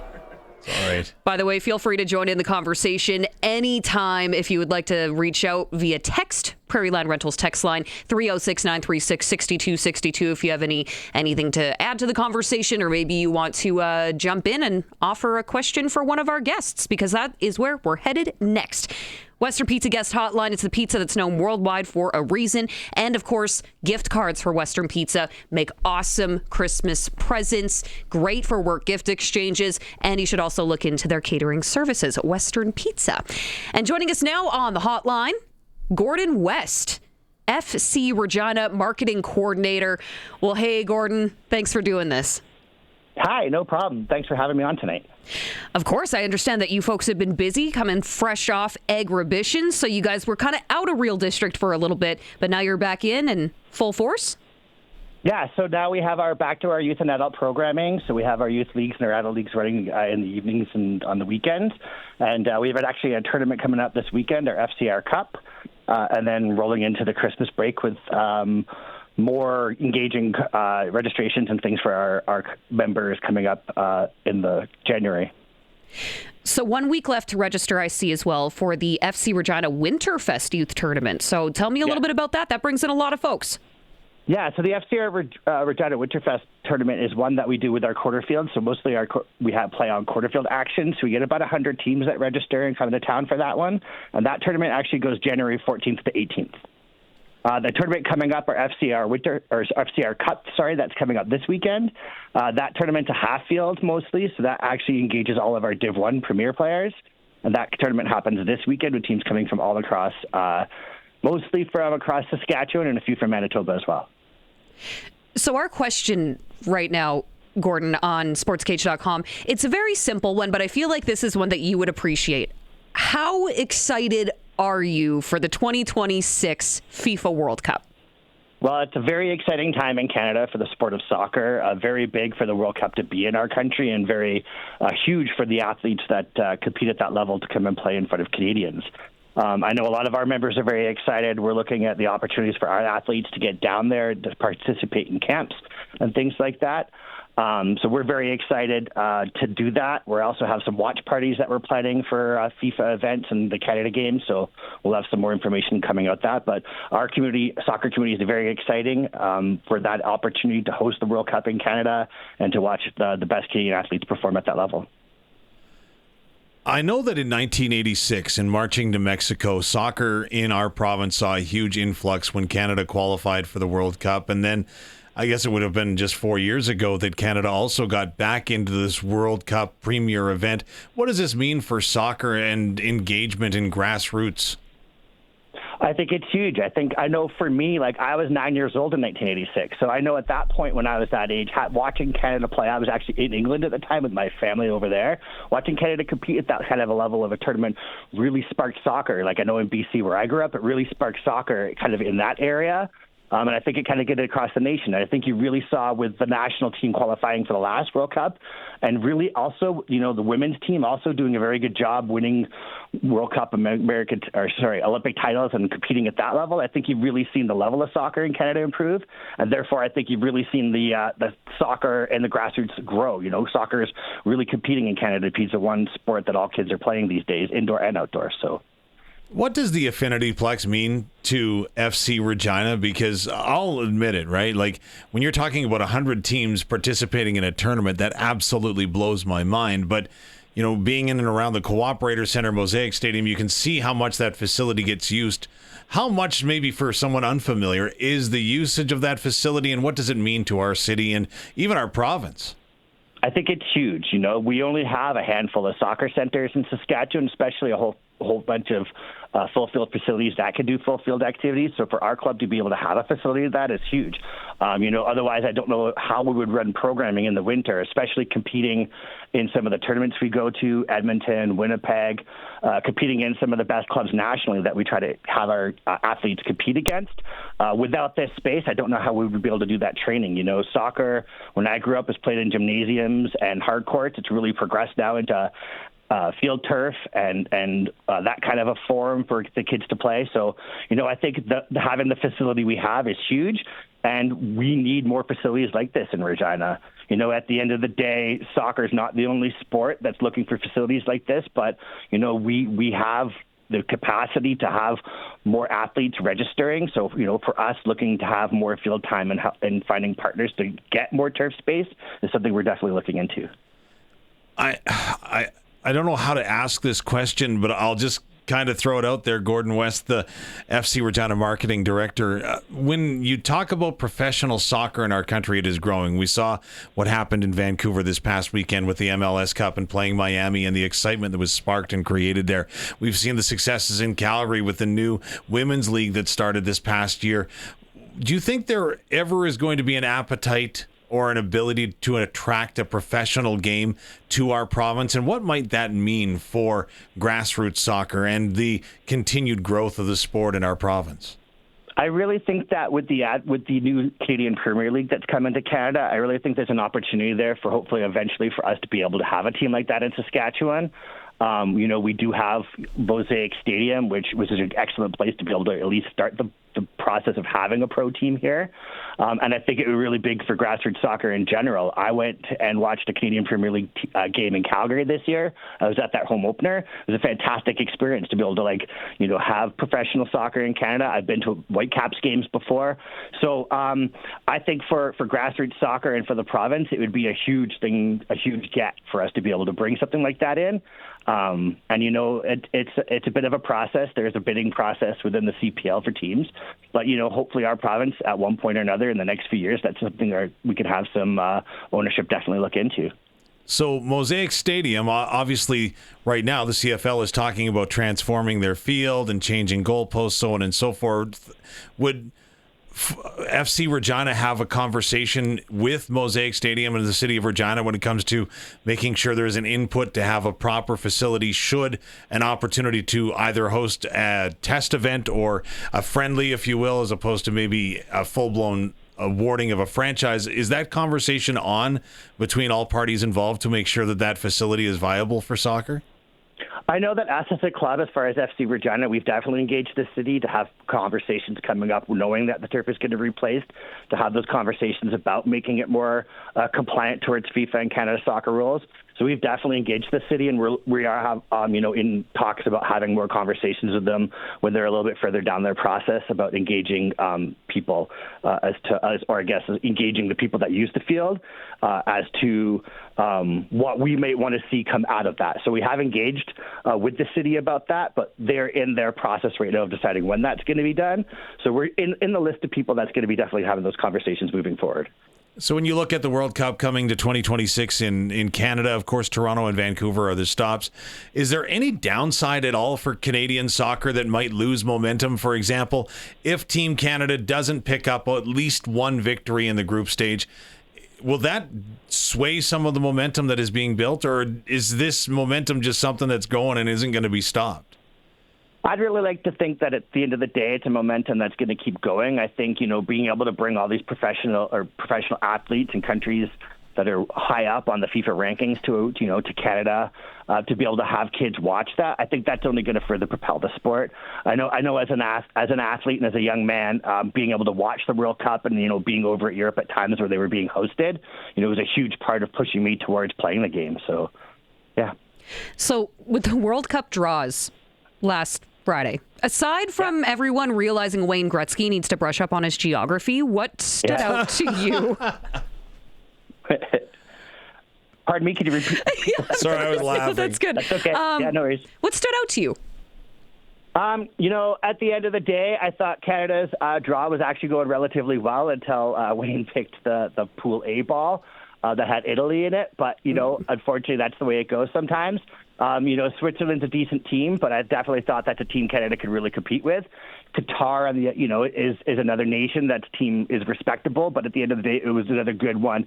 So at that point, when those two teams were on the board, it was looking pretty favorable for us. At the end of the day, now you have the possibility meeting number 12, FIFA ranking number 12, Italy, right? So we do need a little help, hopefully for Northern Ireland or Wales or Bosnia to hopefully, help us out there. But, if Italy is the team we face, then the Canada and the Canadian Olympic team have to come prepared.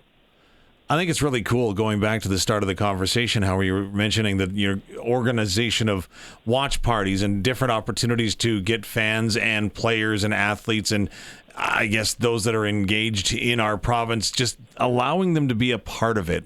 For someone who's attended an English Premiership game, I can't explain appropriately what that atmosphere is like. Could you try to explain what that is like? The British soccer fan is a very passionate fan, and from my experience also being over there and seeing some games, it's a very different atmosphere to anything like I've been to in Canada. I even talked a little bit about the CPL, the CPL game I was at, with the chanting, and I guess there's just the way there's another bit of a camaraderie between football fans that I say that as far as soccer fans goes. I was also a Canadian football player growing up, so Canadian football is another passion of mine, and obviously they have their passionate fans. But I don't know, when I've engaged with soccer fans inside of soccer stadiums, it just felt like another type of brotherhood to me that I maybe haven't experienced in other sports as a fan. Yeah, again, it's just a different atmosphere, and it just doesn't seem to stop. You know what I mean? Like, it was my experience. It's continuous. Yeah. Like, it goes for like even at the CPL game they went for 2 hours. The chanting in the section I went at with people standing didn't stop for 2 hours. And it was like that at some of the other games I've been to in Vancouver, or even a couple of games I've been to over in England. At the end of the day, like, I don't know, I've been to football games, I've been to basketball games, I've been to baseball games across North America. When you get into that kind of an environment, like you go into those professional leagues, especially over in Europe and stuff like that, it's just a different thing that I've experienced anywhere else. I'd agree. Do they sell cough drops at the concessions? Because 2 hours of solid screaming sounds like a lot. Yeah, I've lost my voice. Yeah. See, it was a lot of fun. Yeah. The one question I always got asked is, how do you know what they're chanting? Oh, or you learn pretty quick. Yeah, exactly. Right. Yeah, there's a lot of stuff going on, and they're very loud and passionate. And a lot of the people that you sit around, at least the games I've been at, they teach you the words so that you can kind of fit in and kind of chant along after a while. So. See, I thought they were teaching me the words, but I realized they were different words. Anyways, that was a long story. Yeah, fair enough. Can you tell me about the programming that's available right now? You mentioned some of the tournaments and some of the things that are going on. So someone like me that's new to Regina that wants to get involved, whether it be at the youth level or even all the way up to the adult level, again, like I say, when I'm walking by the Affinity Plex, someone is always seemingly out on that field. Yeah, so we have our adult league running right now that has open registration. That league runs, we have everywhere from men's 1 to men's 7 leagues, women's 1 to a community league, and we also have co-ed leagues 1 through 7.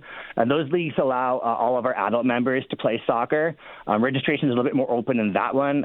As we try to bring adult players in and out, there's a bit more space in those leagues. In our youth leagues, we are full for our indoor registration at this time, but our outdoor registration will be opening at the end of January of 2026, so keep an eye on that. We also have our Goalkeeper University Varsity ID camp that I help work on. That's happening January 2nd to 4th. We'll have Paulo Ceccarelli, who's Canada's national goalkeeper coach here, with another Mike Gerard for the Vancouver Whitecaps will be here, and we'll have 4 other U Sports level coaches that are goalkeeper coaches that'll be here working with the athletes too. So we normally get about 35 to 50 goalkeepers from across the province that come and come to that event, and it'll be our second annual one. And we can still register for that? The registration for that camp is still open. Yeah, that camp is open until towards the end of December. And then our outdoor registration for our outdoor season, which starts at the end of April, that will open at the end of January next year. You moved back into the Affinity Plex late last week. The building was nice and aired out for you after exhibition? Well, it's never really aired out after exhibition. So, no, it was still smelling a little bit farmy, but, I think everybody's kind of used to it. So, if you needed fresh fertilizer for the field turf, you could have found it quickly. Yeah, exactly. And, we are lucky there's a couple of bay doors, so, got to open those there and air out a little bit if it's a little bit too smelly inside, but it's been pretty good this year, so Real's done a good job.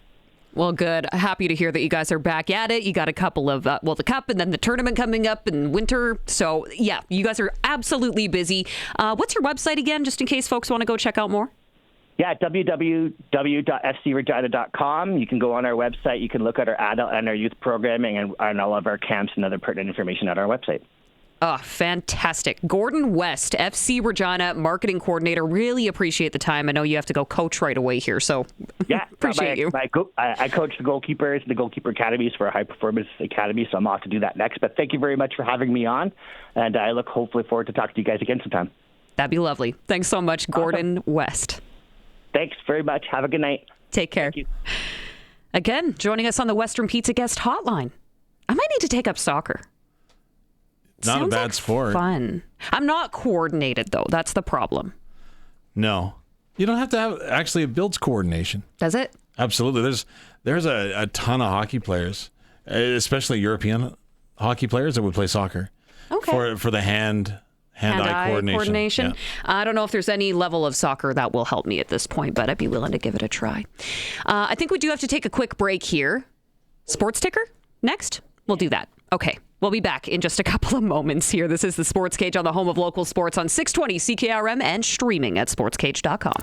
It's time for the Sports Ticker, brought to you by Extreme Hockey and Sports, Regina's locally owned one-stop hockey shop. Now with a price match guarantee. 1425 McIntyre Street. In total, you got 5 games on the schedule for the NHL tonight, including 2 Canadian teams that are going to be taking to the ice. So in the first one, you have the Toronto Maple Leafs hosting the Tampa Bay Lightning. That puck drops at 6:30. And then at 8 p.m., which is way past my bedtime, or I should be saying Dave's bedtime. He does morning sports. Aye, whatever. Now, so you're going to stay up and you're going to watch the Sabres and Flames? No, but I'll probably stay up and watch the Canucks. Okay. I can see that. Torture, apparently. Yeah, because that is actually the 3rd Canadian team on the ice. I don't know how I missed that earlier, but yeah, Red Wings, Canucks, 9 o'clock. Yep. That is a late one. You got a nap in, you're probably fine. I'm good. Week 14, NFL. Philadelphia Eagles taking on the Chargers on the road. The Jets have been announced as hosts for the outdoor 2026 Heritage Classic. Just made that announcement today, so this will be the Jets and Canadiens, or Habs, October of next year. 8 Heritage Classic, and first one since 2023, so it's been a hot second here. And then Canada announced 27 players for the World Junior Training Camp roster, led by NHL prospect Gavin McKenna. So 6 returning players from that 2025 squad will be making their way back, including Macklin, Saskatchewan's own Cole Reshny. So he's on that list. He is too, yes. And then the assistant coach is from Humboldt, Brad Saskatchewan. Lauer. Yes. Brad Lauer.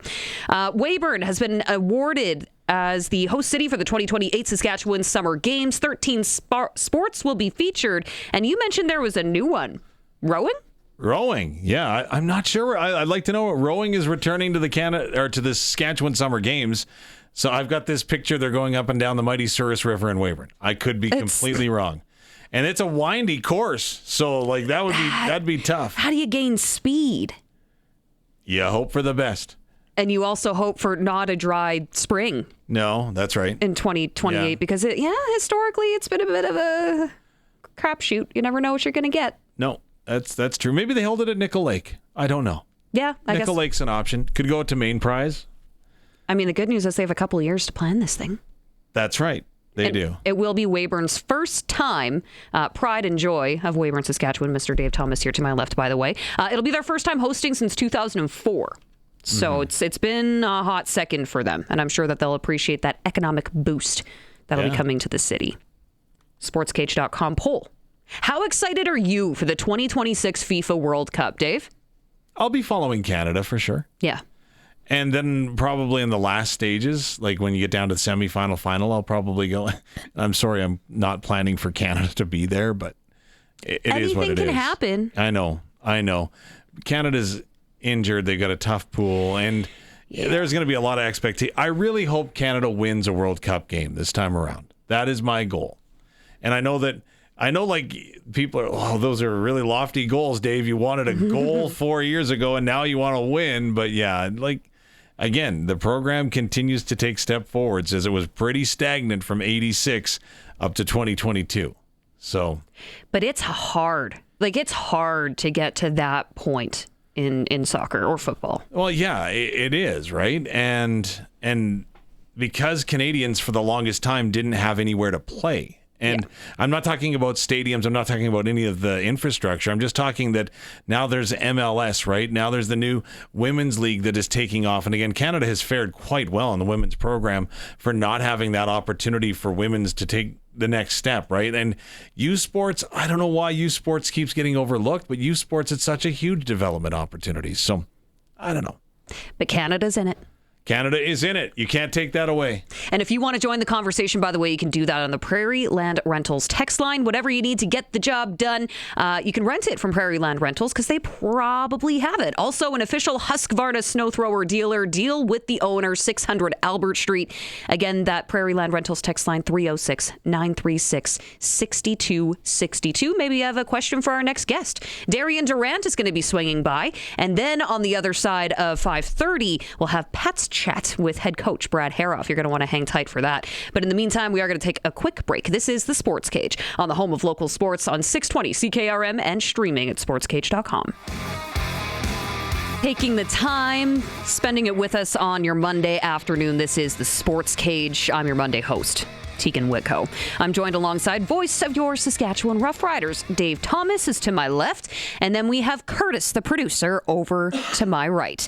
Now, if you wanted to join in the conversation at any point, please feel free to reach out on the Prairie Land Rentals text line at 306-936-6262. And maybe you have a question for our next guest who is standing by on the Western Pizza guest hotline, Mr. Darian Durant. It's time for Double Talk with Saskatchewan Roughrider legend Darian Durant. Double Talk is brought to you by Campbell Safety Consulting.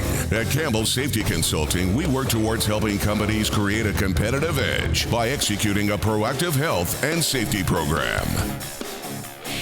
Double Talk with Darian Durant. Thanks for taking the time, man. Appreciate it. And you know what? I'm going to be the first one. I'll be the first one to say it. You called it, Darian. You said Trevor Harris was coming back to the green and white, and he did, signing last week with what is allegedly a team-friendly contract. What do you think that says about this group? They're committed to winning. And, I look at it. I've always said, man, sometimes it's better to stay in a place where you're comfortable, stay in a place where you're winning. Your surroundings. It's better to take less than to go to an unknown situation. And if you lose in that unknown situation, your career could be shortened. So I'm a big advocate for guys to stick together, try to win as many championships as you can, especially if you've shown that you have the team to do it. If you can keep the nucleus together, if everybody can take a small pay cut, you'll make enough money in the playoffs and in that Grey Cup game to more than suffice for what you'll make going somewhere else. So I think it's a great job of Trevor, taking a little bit less, try to get some of these other guys signed and keeping this nucleus together. We had Wes Cates on not too long ago getting his thoughts on this, but now that you've locked in both Tommy Stevens, your short yardage specialist, and your starting quarterback, what is your next top priority? Is it the O-line for protection? Is it the receiving core? What would you say if you were in that decision-making seat? Well, I'd start with the secondary and make sure Tavon Campbell is signed. I mean, the guy tied for the league in interceptions.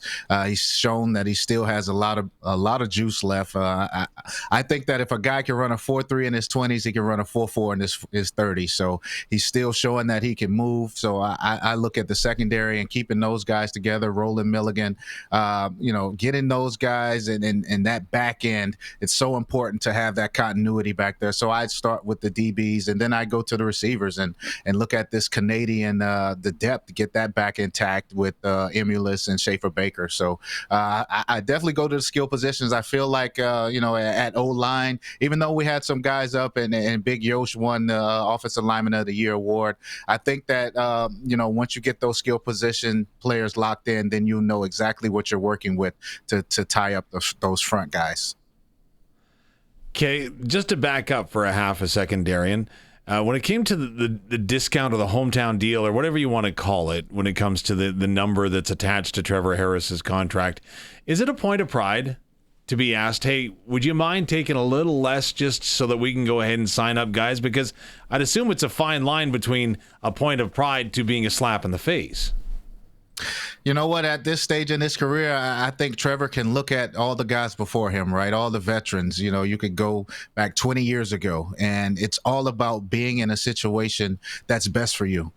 He's played a long time. He's been a starter in this league a long time, so I'm sure he's made a lot of money. And at this point, it's about him staying healthy, being in an offense that he knows, where he can pull the trigger when he needs to, and having the guys around him. He's built such good chemistry with these receivers. So I don't think he looks at it as a negative. I think that if anything, he knows that if he's going to win another championship, it's right there in Saskatchewan with the guys he just won it with. So I wouldn't look at it as a negative at all. I look at it as, look, man, it's about keeping the pieces in play and making sure all the guys are together while you make another run at it. So you had amazing chemistry, right, with Getzlaff and Bagg and Dressler, and again, the list goes on. Fantuz, I can't believe I didn't say Andy Fantuz, but are you then as kind of a collective group then, talking about how can we make sure that this stays together and that we can keep this ball rolling? No question. No question. That's definitely what you have to do. I mean, it's all about winning at this point. And like I said, Trevor's played a long time, so why not default some of that salary to these younger guys who may be entering their first opportunity to get a big deal that could be life-changing for them. I mean, he's in his 14th year, I think, and you know, he can definitely and I don't like to count any man's pockets. That's not what we do as players, but I feel like at this stage in his career, he's in a position where he can make sure the guys around him can get financially secure and make sure this team is together. A lot of talk this week about potentially Dante Myers has been working out for some NFL teams. You'd have to think that Keyshawn Johnson is going to get the same opportunity should he choose to go that route. When you, in your experience, have had guys that have gone down pursuing an NFL opportunity, does that change the player that they are, whether they come back or not, perhaps? Because we've got a saying in hockey, right? When you go up and you play at that next level, one of two things are going to happen. Number one, you're going to realize that I can be here and I'm going to be motivated to get here. Or the other thing that can happen is I'm never going to get there and that's it. I mean, it just depends on the mentality of these guys. I think it's always good to know in the back of your head that if it doesn't work out down south, that you always have a home or you have an opportunity to play for any of the teams up in Canada. So I think that's a plus. But you know what? It just depends on the guy. It depends on what his goals are, what his dreams are. Some guys, their ultimate dream is to play at the highest level, and they'll do any and everything they can. They'll exhaust every option they have to make sure that happens. So it really just depends on those guys. But I see probably those guys giving it a shot, but I see at least one of them being able to come back and making another run with the Riders. Andy Fantus back in the day had that opportunity with Chicago, and it seemed different when he came back. Wes was telling us last hour, he said, you know what, he came back and he was banged up, had a new playbook, then he wanted to go back home and play, and that was kind of what changed him. Did you see that in Andy Fantus at all? You know what? I think so. Looking back, I think I did see a little bit of change in him. And you have to understand, it's a totally different game. I mean, especially for a slot receiver, you know, when you go down south, now you don't have the waggle. You can't take advantage of the pre-snap things like you could down there. And you can kind of get caught up in playing a different ball game. And it did seem that way when he got back. But, you know, you understand why, because you have to learn so much in order to make it down there. You may lose an edge of what it took to be successful with the waggle in Canada. So I definitely could see that happening. Before we reveal the answer to you, do you want to take a guess at what his 50 time or his 40 time was when he when he did out of the combine? You want to take? I went 4.7. I went 4.6, right? I went 4.5. Yeah. Oh man, that's my guy, and I don't want to be disrespectful. No, Wes Cates went 4.75. Wes said 4.75. Wow. Yeah. Oh my God. I hope Andy doesn't hear that. Oh man, I would go high 4.6s, 4.68, 4.69, something like that. Curtis, do you want to reveal the answer? Oh, just a sec. He's got to change his headset. Yeah. This is. I got to change the headset. So when he was coming from the Western Mustangs, he ran a 5-second flat. Oh my God. Are you serious? Yeah. Yes. Yeah, I wouldn't have believed it either. Never in a million years. Wow. I asked Andy about that. I'm gonna call him tonight. But Wes said right away, though, he goes, okay, so fine, that might have been the time, but you would never guess that he would play at that speed, right? Yeah. Just because of what he could do with his body. Never. I mean, there's no way anybody in this world can play and have success with a 5 40 and play the game at that same speed. It's not happening, especially at receiver. So, yeah, it's totally different for him. So maybe he had like a stone in his shoe or something, probably, right? Wrong cleats? I don't know. Something. Man, sometimes these guys, I mean, when you're running a 40, you come out of a 3-point stance, right? So usually as a receiver, I mean, you're never putting your hand on the ground trying to run and be explosive and run as fast as you can. So a lot of the 40 is about technique. And if that's something that you're not used to, then it's hard to get down. So I wouldn't put much on that at all. What was your best 40? My best 40 was 4.61. And that was young doubles, right? 21, 22 years old. By the time I got to the CFL, I may have been at a 5 flat. No, come on. Not buying that. Just kidding. Not buying that. Yeah. Tell me about in the CFL. So Keon Hatcher has signed the league's leading receiver, is going to stay in BC, and he's maintaining the relationship that he has with Nathan Rourke. Do we see that more and more in today's professional game in the CFL with guys trying to maintain the relationships they have as opposed to maybe searching for that big payday? I think you'll see that more and more for sure. I mean, that's your key to success, is being with the guy who gave you success in the first place. And, unless you're a Kenny Lawler or you're just one of these all-world receivers that can just do what you do any place you go, I think it's best if you just stick with your quarterback, stick with the relationship and chemistry that you guys have developed. And if you do that and you have success, then everyone gets paid. Everyone gets to reap the rewards of that. So you'll see that more and more. Chemistry is so underrated. I think from the outside looking in, a lot of people don't understand how important it is. And once you've built that in live game situations, you better stay in place because, speaking from someone who's been to another team and has had to develop relationships with other receivers after being with a certain group of receivers for a long time, is so hard to do. So I would advise anyone to stay where you are, take less money for the time being, and if you're winning, everyone gets paid. See, that's the Madden mentality, though, right? Because when you're doing the fantasy GM and playing the video game or whatever, right, you look at their number. Okay, this is what the numbers are going to bring. This is how they're going to interject. I go to 2013 with you, Darian, and G. Roy Simon comes in again, Hall of Famer. You know what he brings to the table. Was the chemistry there instantaneously, or did you have to work at it? We had to work at it. I mean, we had, I'm not sure if I connected with G-Roy. I would have to go back and look, but I don't think I threw a regular season touchdown pass to G-Roy. Nope. I think we finally connected in the Grey Cup. So it takes so much time to build chemistry. I've been working with Dress and Getty and Bag and Andy for so long. I just know these guys inside out. I know what they're going to do. I know how they break their routes off.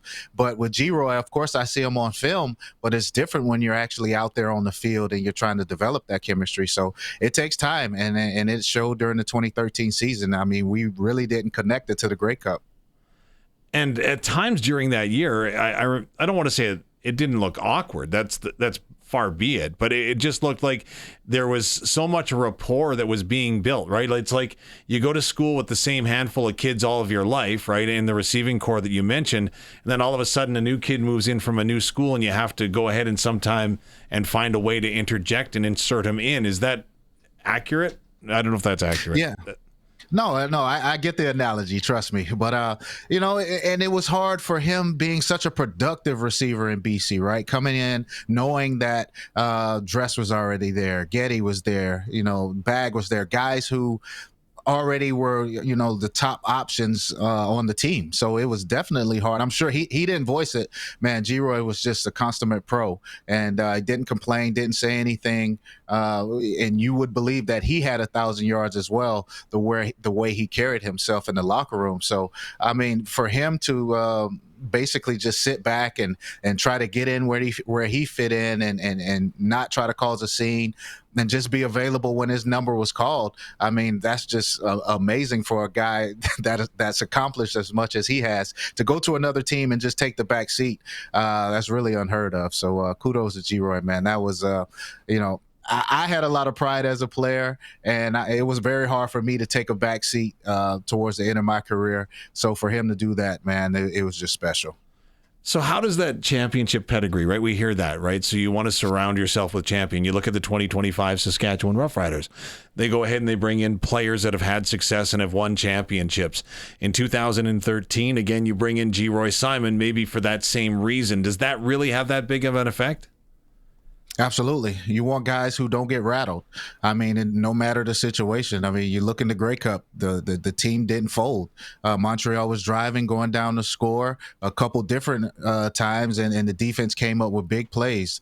You see Teagan Campbell with the strip on the goal line on a quarterback sneak. I mean, just little things like that is what you mean by that championship pedigree. So you want guys who have been there, done that. They understand the game is not too big for them, and they show up in clutch situations. So it's definitely a thing, and those are the guys you want to play with for sure.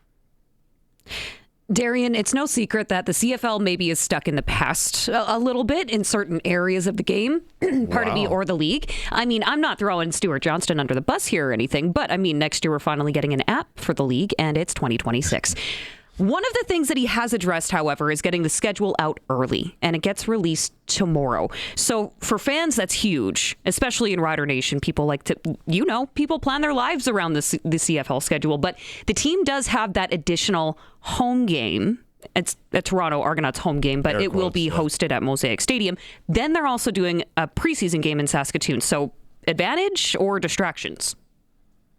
No, I think it's good. Get the schedule out. Allow the fans to plan around. You have a year in advance, pretty much, and give them a chance to just give the league a chance to get these stadiums full across the country. I mean, especially on the East Coast, you want to see, Toronto and Montreal and all these other teams. You want to see them reach their potential when it comes to their revenue and their fan bases. So I love the idea of getting it out early. Let fans pick out a game that they feel will be very important for them to attend. And, a guy like me, I can plan myself to come up early as well. So I'm looking forward to seeing what the schedule holds and seeing some rematches unfold. And guys will be fired up about it. I mean, especially teams that felt like they could have been in the Grey Cup or should have been in the Grey Cup. Now they get a chance early on in the season to see the team that put them away.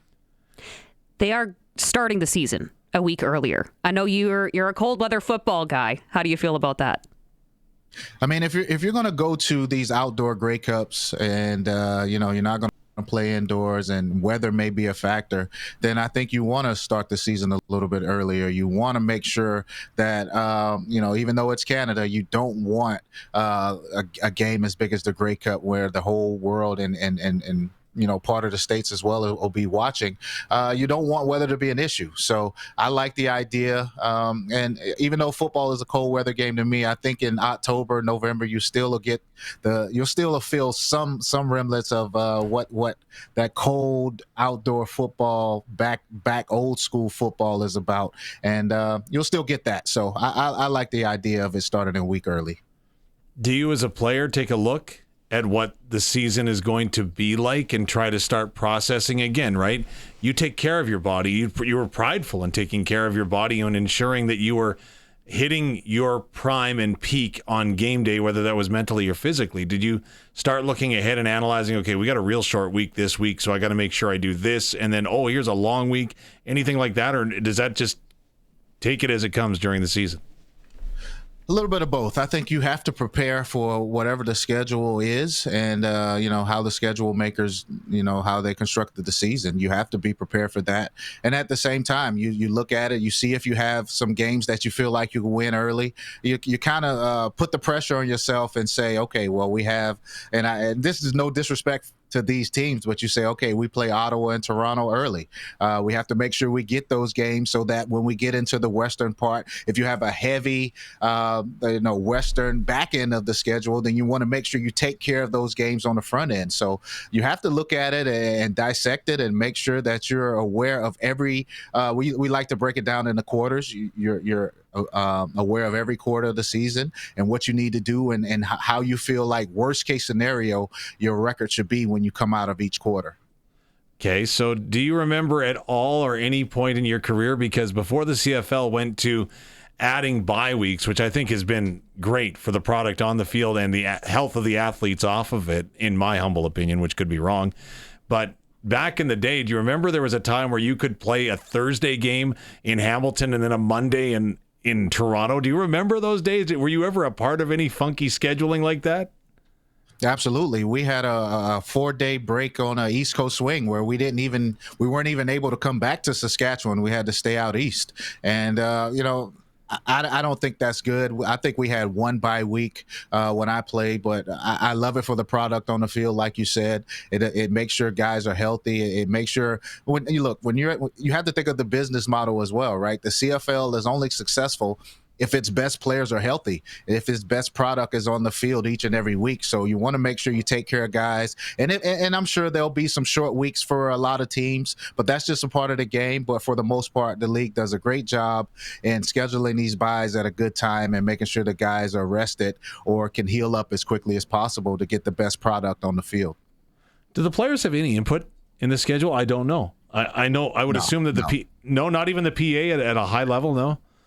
No, I think it's more so about the facilities and if, there are any prior engagements at, you look at BC Place and, the schedule, the stadium out in Toronto, in these bigger cities, sometimes these stadiums have prior obligations. So you have to build the schedule around when the stadium is available. So I think that goes into comes into the picture more so than anything else. The players, we just see the schedule when it's released just like everyone else, and then we go from there.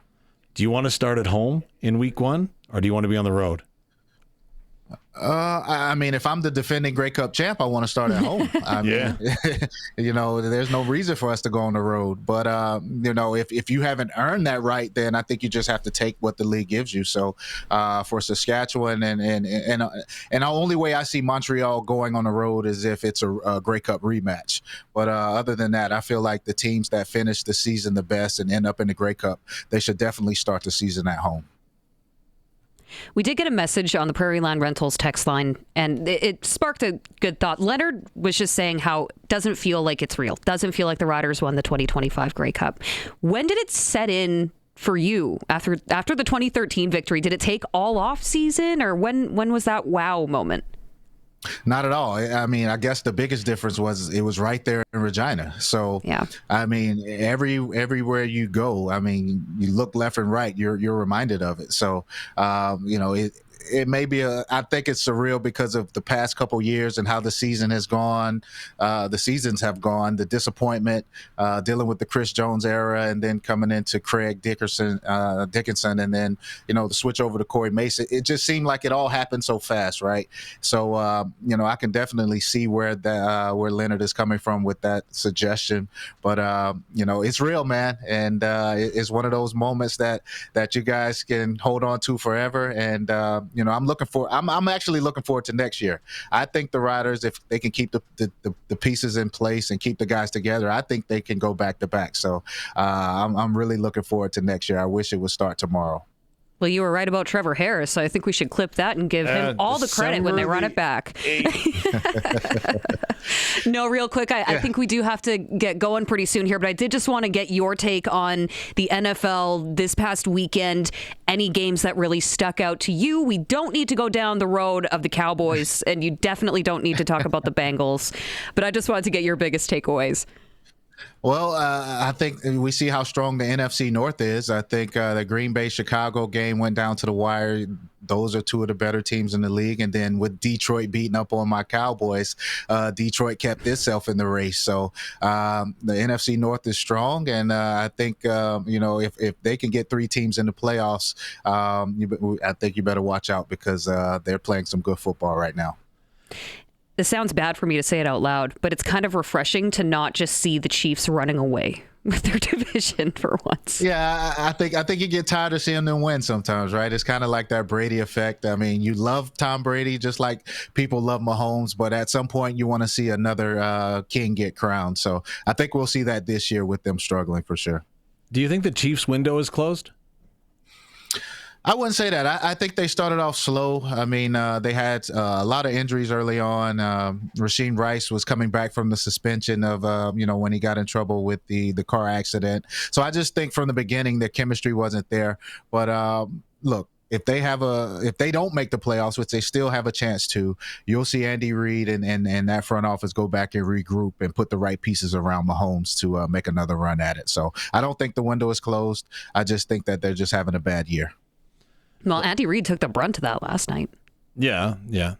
I mean, that's what good coaches do, right? They don't point the finger anywhere else, right? They take it right on the chin. If I'm hearing Darian Durant correctly, I think that he's saying that Travis Kelce can just shake it off into next Dave. year. Yeah, he could go ahead and ride off into the sunset, man. He's he's secure. He has he has the number one woman in the world, and why not just ride off? He had a great career, man. Hall of Fame tight end. So just go ahead and call it quits before you hurt yourself. Yeah. You think he's done? Really? I was kind of making. I'm just saying what I would do. I'm saying what I would do. I mean, especially that you're with Taylor Swift. Like, just go and tour the world. Yeah. Go have some fun. Take some time off. Damn, you've earned it. Yep. Hate watching Eagles and Chargers tonight, by chance? Oh, yeah. I want to see if the Eagles can bounce back. I mean, everyone's talking about their struggles offensively. I'm a Jalen Hurts fan, and, I want to see him bounce back. So I'll definitely be tuned in. Cool. All right. Doubles, I think we've got to let you go, but we appreciate the time as always. Always a good chat. Absolutely. Thanks, guys. Well, thank you. That was Darian Durant, of course, the one, the only in Double Talk with Darian Durant. It is brought to you by Campbell's Safety Consulting. Now, we are going to take a quick pause here. We'll take a breath. We do have Pats Chat still ahead with Brad Herauf of the Regina Pats. So you're going to want to hang tight for that. This is the Monday edition of the Sports Cage, and it is brought to you by Kelton Solar. 35 years of experience moving water from a dugout or well without electricity. Visit keltonsolar.com or find out more for your livestock operations.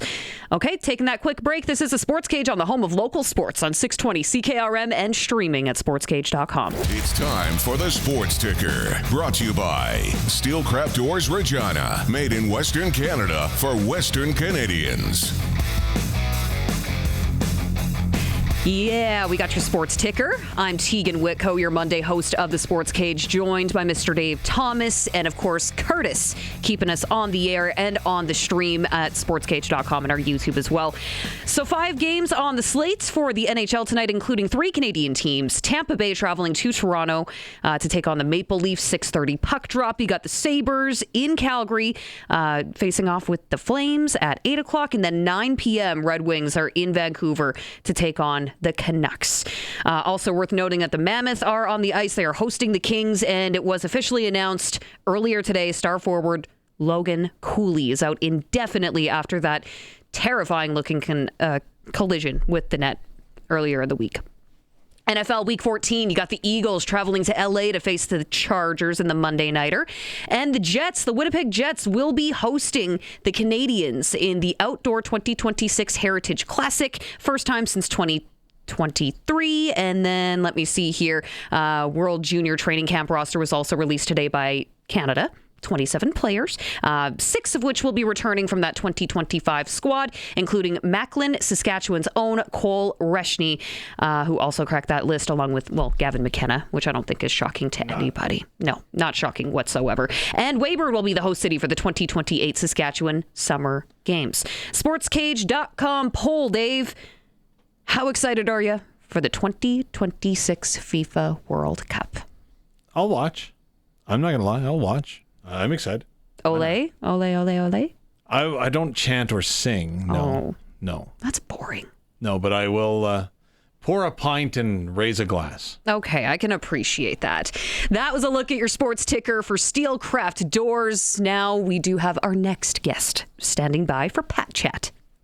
Time now for Sports Cage Pat Chat, powered by Southey Mainline Motors. The name you trust. Mainline Motors is now only 30 minutes from Regina. Amazing deals and award-winning service is now at your doorstep. SoutheyMainline.ca. Joining us for our next installment of Pat's Chat. Sure appreciate the time. Brad Herauf, thanks for doing this. Thanks for having me. So let's start off with a big bounce-back win for you and your team after a bit of a tough U.S. road swing, and then dropping that one on home last week. A big 4-0 shutout against the Blades, snapping that streak, or the skid, I should say. What adjustments did you guys make? It's funny. We were pretty shorthanded. We were without our 2 top scorers into the game, and it's sometimes when you get rosters like that, your team kind of just goes in survival mode, we really had everyone just follow the game plan, do exactly what we needed to do to, slow down Saskatoon. And sometimes when you're shorthanded like that, it's funny how your team can react. Sometimes you just need to be put in the pressure cooker a little bit, hey? Yeah, exactly. And that's kind of how we've been all season long. We always have really good third periods or don't start on time all the time, but yeah. Well, former Warrior Matthew Hutchinson earned his first career WHL shootout. My God, shut out. It would be great if I could speak. It's been a long day, Brad. 32 saves for him. How did the team rally around him after that win? Because that's got to be a pretty special moment for him. Yeah, it's, equivalent to us getting a hat trick or, 4 goals performance for players. Always things like that. And it was the first of his career. It's always fun to be around those moments. And the boys generally celebrate pretty good when stuff like that happens. How does this win really shift the momentum in that locker room now? Because it's not easy going on that U.S. Division road trip. You don't see these teams often. You don't get the results that you want. You come in, you fight hard, you get the win. Now, what does that mean looking ahead on the schedule before the Christmas break? Well, I think that obviously we don't play for another 6 days. So practice is obviously a little lighter. The morale around the dress rooms obviously going to be a lot different than after a loss. But for us, obviously we were 0-6, but we really felt the first 2 games of the road trip, we lost 2-1. We just ran into hot goaltending, even on good days. Everett, Portland, Seattle, they're real tough places to play. So obviously we weren't not wanting to win or not wanting to lose, but those are always going to be tough things. The only game we really disappointed ourselves was probably the Wenatchee game, the last game of the road trip. Obviously we lost that game. You never want to lose, but when you go back and you look at reasons you lost and go through the video, it usually tells you, if you're going down the right path or if you're way off and you got to change a lot of things. I heard it got a little chippy down in the States too with some of the fans. Yeah, it's a lot of fun playing down there, guys. It's, I wouldn't say old time hockey, but just the crowds are so into it. And they're always really packed. They have really good attendance. So it's definitely a different experience. Even in Seattle, man, that place is this makes me smile being there. It's such a cool environment. And it's something that stressor that our kids don't always get in this conference. When the crowd's into it like that, or they're cheering at every shot on net and you feel like you're being overwhelmed more than you really are, and just because the crowd is reacting to everything that way. So yeah, it was, I think we were trying to sell some tickets down there for them. Coach, as you know, I'm old, and it was back in the day when I was around the league a lot more than I am now. It seemed like you get 12, maybe 13 days off after coming off your U.S. Division road trip. You didn't. You come back on Sunday, you're back on the ice Friday with 2 games in 3 nights. Was that a good thing or a bad thing? It's for us, I think just because we were 0-6 on the road trip, it was a good thing that, we get back playing right away and don't have so much time off. It's kind of funny. We played like 8 games in 12 days and now we have 4 games in 17 days. So, the schedule kind of goes that way sometimes. For us, it's probably not the worst thing because we've been pretty banged up here the last 6 weeks. So it's probably a good time for us to have a few days off here in between and have a little bit of lighter schedule, get some guys healthy and get back on lineup. How do you coach during this time? Because obviously you're not going to go kicking garbage cans in dressing rooms each and every night if things aren't going your way. How do you maintain being positive with the group and still making sure that they are evolving and developing as a group going forward, despite the challenges you may have with the roster? I think the big thing is just, teaching them habits of, treating the game like it's your job. And then holding them accountable to it. In the end, it's their career. They're the ones that got to step up and be a professional about your process in junior hockey. All these kids have been, in some capacity, been given, incredible talent when they're youthful, and then have great support from their parents, all the way up. But at some point now, when they're 16 to 17, 18 years old, to me, that's what, separates the Connor Bedards, the Sam Steeles, the Adam Brooks, the real good players we've had here in the past, Tanner Howes, those guys at 16, 17, they're acting like they're 22, 23 years old. They're not just showing up to the rink and putting their gear on. There's a lot of stuff that goes on behind the scenes that, makes their preparation, their performance. How important or how incredibly challenging maybe is the word to keep guys dialed in? Christmas is coming up. Obviously, with a young team, you've got a group that's excited to go home, see family, friends that they haven't seen in a few months. You know what? That's a great question. And it's a reality. I think even us as adults, get focused towards vacation time when you still got a job to do. But, for our group, I think losing those games in the road trip, upset us a lot. We want to get some wins back. We feel that we should be better in the standings as a group. We've proved to ourselves that we can play with the best teams in this conference, and it's just about being consistent. A lot of it for us right now is a little bit of health. Having guys in and out of the lineup. We haven't had a full healthy team yet this year, or a full roster, but I think it's lent to a lot of great experience by our young guys and a lot of APs that have stepped up and played lots of meaningful games that'll be huge for their development, later on this season and into next year. When you and the rest of the hockey ops crew were looking at the roster and the construction this spring, whether it had been at the draft or throughout the summer, you obviously had an idea of what this roster could be and what this team might look like. Has that roster and that paper lived up to where you're at right now? Maybe not in terms of results, but in terms of the team that you want them to be? I think that we're constantly working towards it. I think that, that's one thing that's been a little bit of struggle for us this year is, playing to our identity and keeping that consistency with it. I think when we do, we get results like we did last night. I think that we were getting there, and a lot of times it's we've played our best hockey when we've had our shortest lineups, and I think that sometimes when we get your good players back in there, it's kind of like everyone just sits back and it's like, okay, now they're here to take over. So for us, I think it's just about learning to win, learning how to making sure our slides don't become longer than they need to.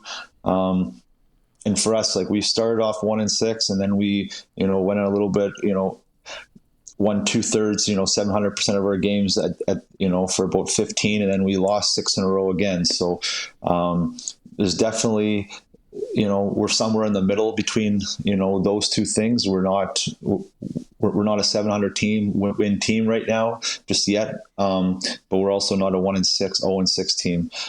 So for us, it's just about continue to keep with our belief in our group, and that's to me is the biggest thing is that it's what the group thinks of themselves. I can tell them all they want, but really, the good teams, and for us as a team, because we taking a big step from last year with how many players we had last year, now this truly into our first year of kind of coming out of it, and with all our trades, and now we're trying to look to add some players, not subtract from our roster. So there's definitely been a learning curve with our group, but the expectation has grown immensely within that locker room, and to me, that's a huge sign, and a very positive sign.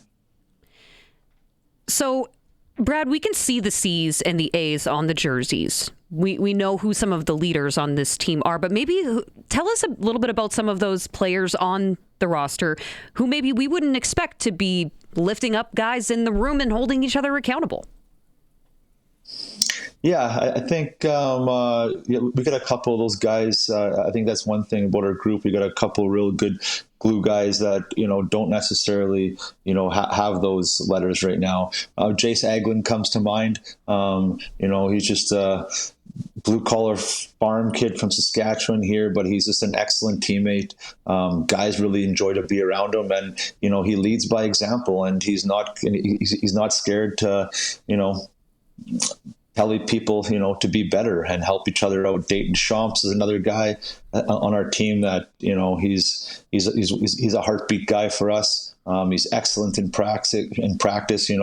Some days when it gets cold and we practice in the morning, there's long days, not much sleep. It's tough to have energy in practice. And Dayton Champs, I think, is one of those guys that ensures that everyone's on their toes and, brings energy, sometimes when it's hard to pull it out of our group.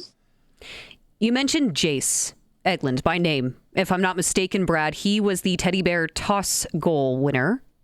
He was the one that scored the first goal last season, and all of those teddy bears came raining down. Is that ever a conversation in the locker room before the games, or do you encourage them to put it out of their minds on big games like that? Truthfully, I don't really talk about it. Myself, I think we talk more about like the process of, hey, if we score in the last 3 minutes, we're just going to get off the ice and they're going to flood and we'll continue. Stuff like that we'll talk about. But as far as, reading into the moment, they know it. There's no sense in me talking about it or bringing it up. I think it's just about, if we score it or we don't score it, we got to score the next one and we got to have more goals than them by the end of 60 minutes. So really, for us, I think that's just kind of more or less what I would say focused on. I apologize if this is a bit of an unfair question, but I love hanging around the scouts room or listening to people talk hockey at the rink. And primarily it's because I'm listening because I don't have anything probably worthwhile to say to interject into the conversation. But one of the things that was brought up was, hey, wait till you see what rosters look like after Christmas. And my assumption was, yeah, you're right, because the trade deadline is right there. But there was some feeling or thoughts that maybe some guys that had went NCAA are going to, maybe that's not for me and try to come back. Is that a thought on the hockey ops team's mind, as some guys that may be looking to return to junior hockey in Canada? I think that's, I've heard the same things too. I think there's, it's going to be a lot of things, a lot of speculation in the next, since it's really started, and this is the first year into it. And I don't think anyone really knows exactly how it's going to go. I think everyone just speculates what's happening. I guess for me, that's more or less something that Tristan or Dale Durkach, that's kind of his area, what he brings in. My job's pretty much the 25 people he puts in front of me, and then it's my job to work with what we have from there. Those guys are more or less, I would say, from really focused on 25 to 50, adding to our organization depth wise that way. So the 25 that are in front of you, what do you need to get out of them before Christmas to set yourselves up for, even though it isn't really the second half, it is kind of the second half of the season after Christmas?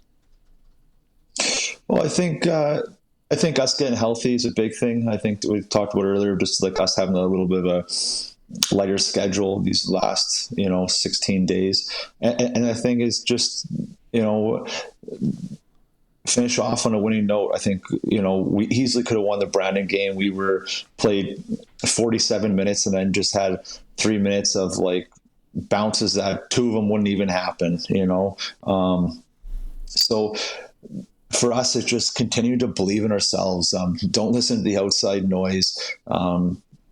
We have to stay focused on what we are in the dressing room. And I think we've taken some really big strides in being a team. Last year we had almost 49 players play for us last year.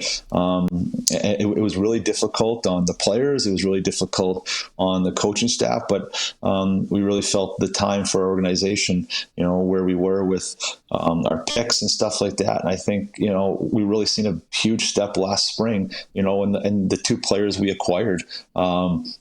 And in Liam and Maddox, obviously, but the rest of our draft class, we have another a third first round kid that doesn't get talked about enough, who pretty much led BC in scoring. We've got 2 second rounders that we were really happy with, defensemen that are going to be 6'2", 6'3", mobile skating kids. So I think that we, it's not progress that everyone wants to have, but it's the progress that's been necessary, and it's the progress that, you know, the people that are really in hockey and do this for a life, like, they see that we're going in the right direction. We feel we're going in the right direction. It's just about staying patient right now. You know, we want to play in the playoffs this year. We want to play some meaningful games, you know, down the spring or down the stretch. And I think that we're well on our way to accomplishing some of those goals right now. I know our group is really hungry. Our older guys, they want to play meaningful games and playoff games, clearly. So yeah, I think that for me, I feel very confident in our group. Feel very confident in Dale. You know, for us, it's our job. It's to put us in a position where we got to force him to add some players to our team. And I think that right now we just haven't had our full health in our group yet, but we're really close. And you know, we'll see where it goes January 10th. You know, sorry, I got to interrupt. Like, if there's one thing that amazes me, is how does Brad Herauf not have a single gray hair? He had 49 guys on the roster. Like, I'd have gone full Timbits with the guys putting their names on the front of their helmets, like, at one point. Like, I don't know how you did it. I'll move closer because there's gray hairs. Brad Herauf, of course, head coach of the Regina PATS, joining us right now. Shifting gears ever so slightly, I know that you're familiar with Connor Bedard's game. So the men's Olympic hockey tournament is supposed to happen in February, assuming they have somewhere to play. There's been a lot of conversation around Connor and Macklin Celebrate and all these guys, who's going to crack the roster. Do you think Connor Bedard has earned that spot? I think he's really put himself in a really good position. I think that he's proven a lot of people wrong. And I'll tell you one thing about Connor, and this is probably like all the great people, when they really want to do something and they're put the pressure on to do it, they rise to the occasion. So to me, I'm not surprised at all. I know the knocks people have been saying about Connor, but to me, it was always about him just coming of age. Like, really, he's still 20 years old. He should be in the Western Hockey League right now. Yeah. And I think that people, it is crazy. And no other sport, like, barely ever. Like, when's the last, like, even NBA is the last 18. I guess Cooper Flagg has come in there, but you don't, everyone is so well trained nowadays that, like, it's so uncommon for a 18, 19-year-old to dominate a professional sport in any capacity. So in hockey, with the salary cap, with that being younger, I think that people lose sight of that. And, you know, like, he's still a kid, he's still evolving, and everyone talk about his game, how he needs to get better. Well, yeah, he does. He's 20 years old. And, but look what he's doing right now. He's his third year in his league. So yeah, he was super cool to be around. It was got to see so many things that were just like, you're like, wow. And so to me, to see what he's doing right now, to putting the pressure on Hockey Canada, proving a lot of people wrong about his game, it's he'll do anything to be great. And I'm not surprised at all. Very well put. I love that. Brad Herauf, head coach of the Regina PATS. You guys are back in action at the Brandt Center. Teddy Bear Toss Night this Saturday, so remember to bring your stuffy. Yes. No, appreciate the time, Brad. Thanks for doing this. Thanks, guys. Thanks for having me. Take care. That, of course, is PATS Chat for Southie Mainline. They've got used Jeeps, 2021 all the way to pre-owned 2024s. Do your wallet a favor and call these guys. Some of the nicest and new used inventory in the province. Drove by their lot last night. We were out there for hockey practice. Oh, yeah? It is packed. Selection is great. And you remember a couple of years back, it was hard to find any vehicles on lots around here. True. So the tides have changed, and you can get one wicked deal with Southie Mainline. So go check them out. Geez, that flew by. We got to go, Dave. That's it. We got to go. I know you're not going to be around for a good chunk of this week, so I hope you enjoy your time off. Thank you. I will definitely try, and thanks for having me again. And by the way, for Roscoe, who thought that I was line dancing when I was in the summer games. Oh, right. Played soccer. Soccer. I wasn't good, but I was on the team. This is coming from the guy who says, I'll watch some World Cup. Yeah. Yeah, I'll watch some World Cup. Well, thank you for joining us. Appreciate you spending the time. One last thing, because we never went back to it. The goaltenders with the highest point count. of all time. We'll go back to the list here. NHL. If you can read it. Okay. There's number 1, we got Tom Barrasso. Yeah. He's at 48 points. Martin Brodeur is in second with 47 points. Then Grant Fuhr. Almost killed him. Mike Vernon. Patrick Waugh. Yeah. John Van Beesbrook. Yeah. Ed Belfour. Ron Hextall. Curtis Joseph. Joe. Okay. Kari Lentonen. That one's a surprise. Yeah. And then honorable mentions. It's actually the top 15 here. Those were the 5 that couldn't quite crack the top 10. Yeah. So there you go. Well, I appreciate you reminding me to bring that back up because I forgot. That was 3 hours ago. I know. Come on, What if Curtis. there were some people that were listening and they're like, oh my goodness, they never brought it back up again? I would have let them down.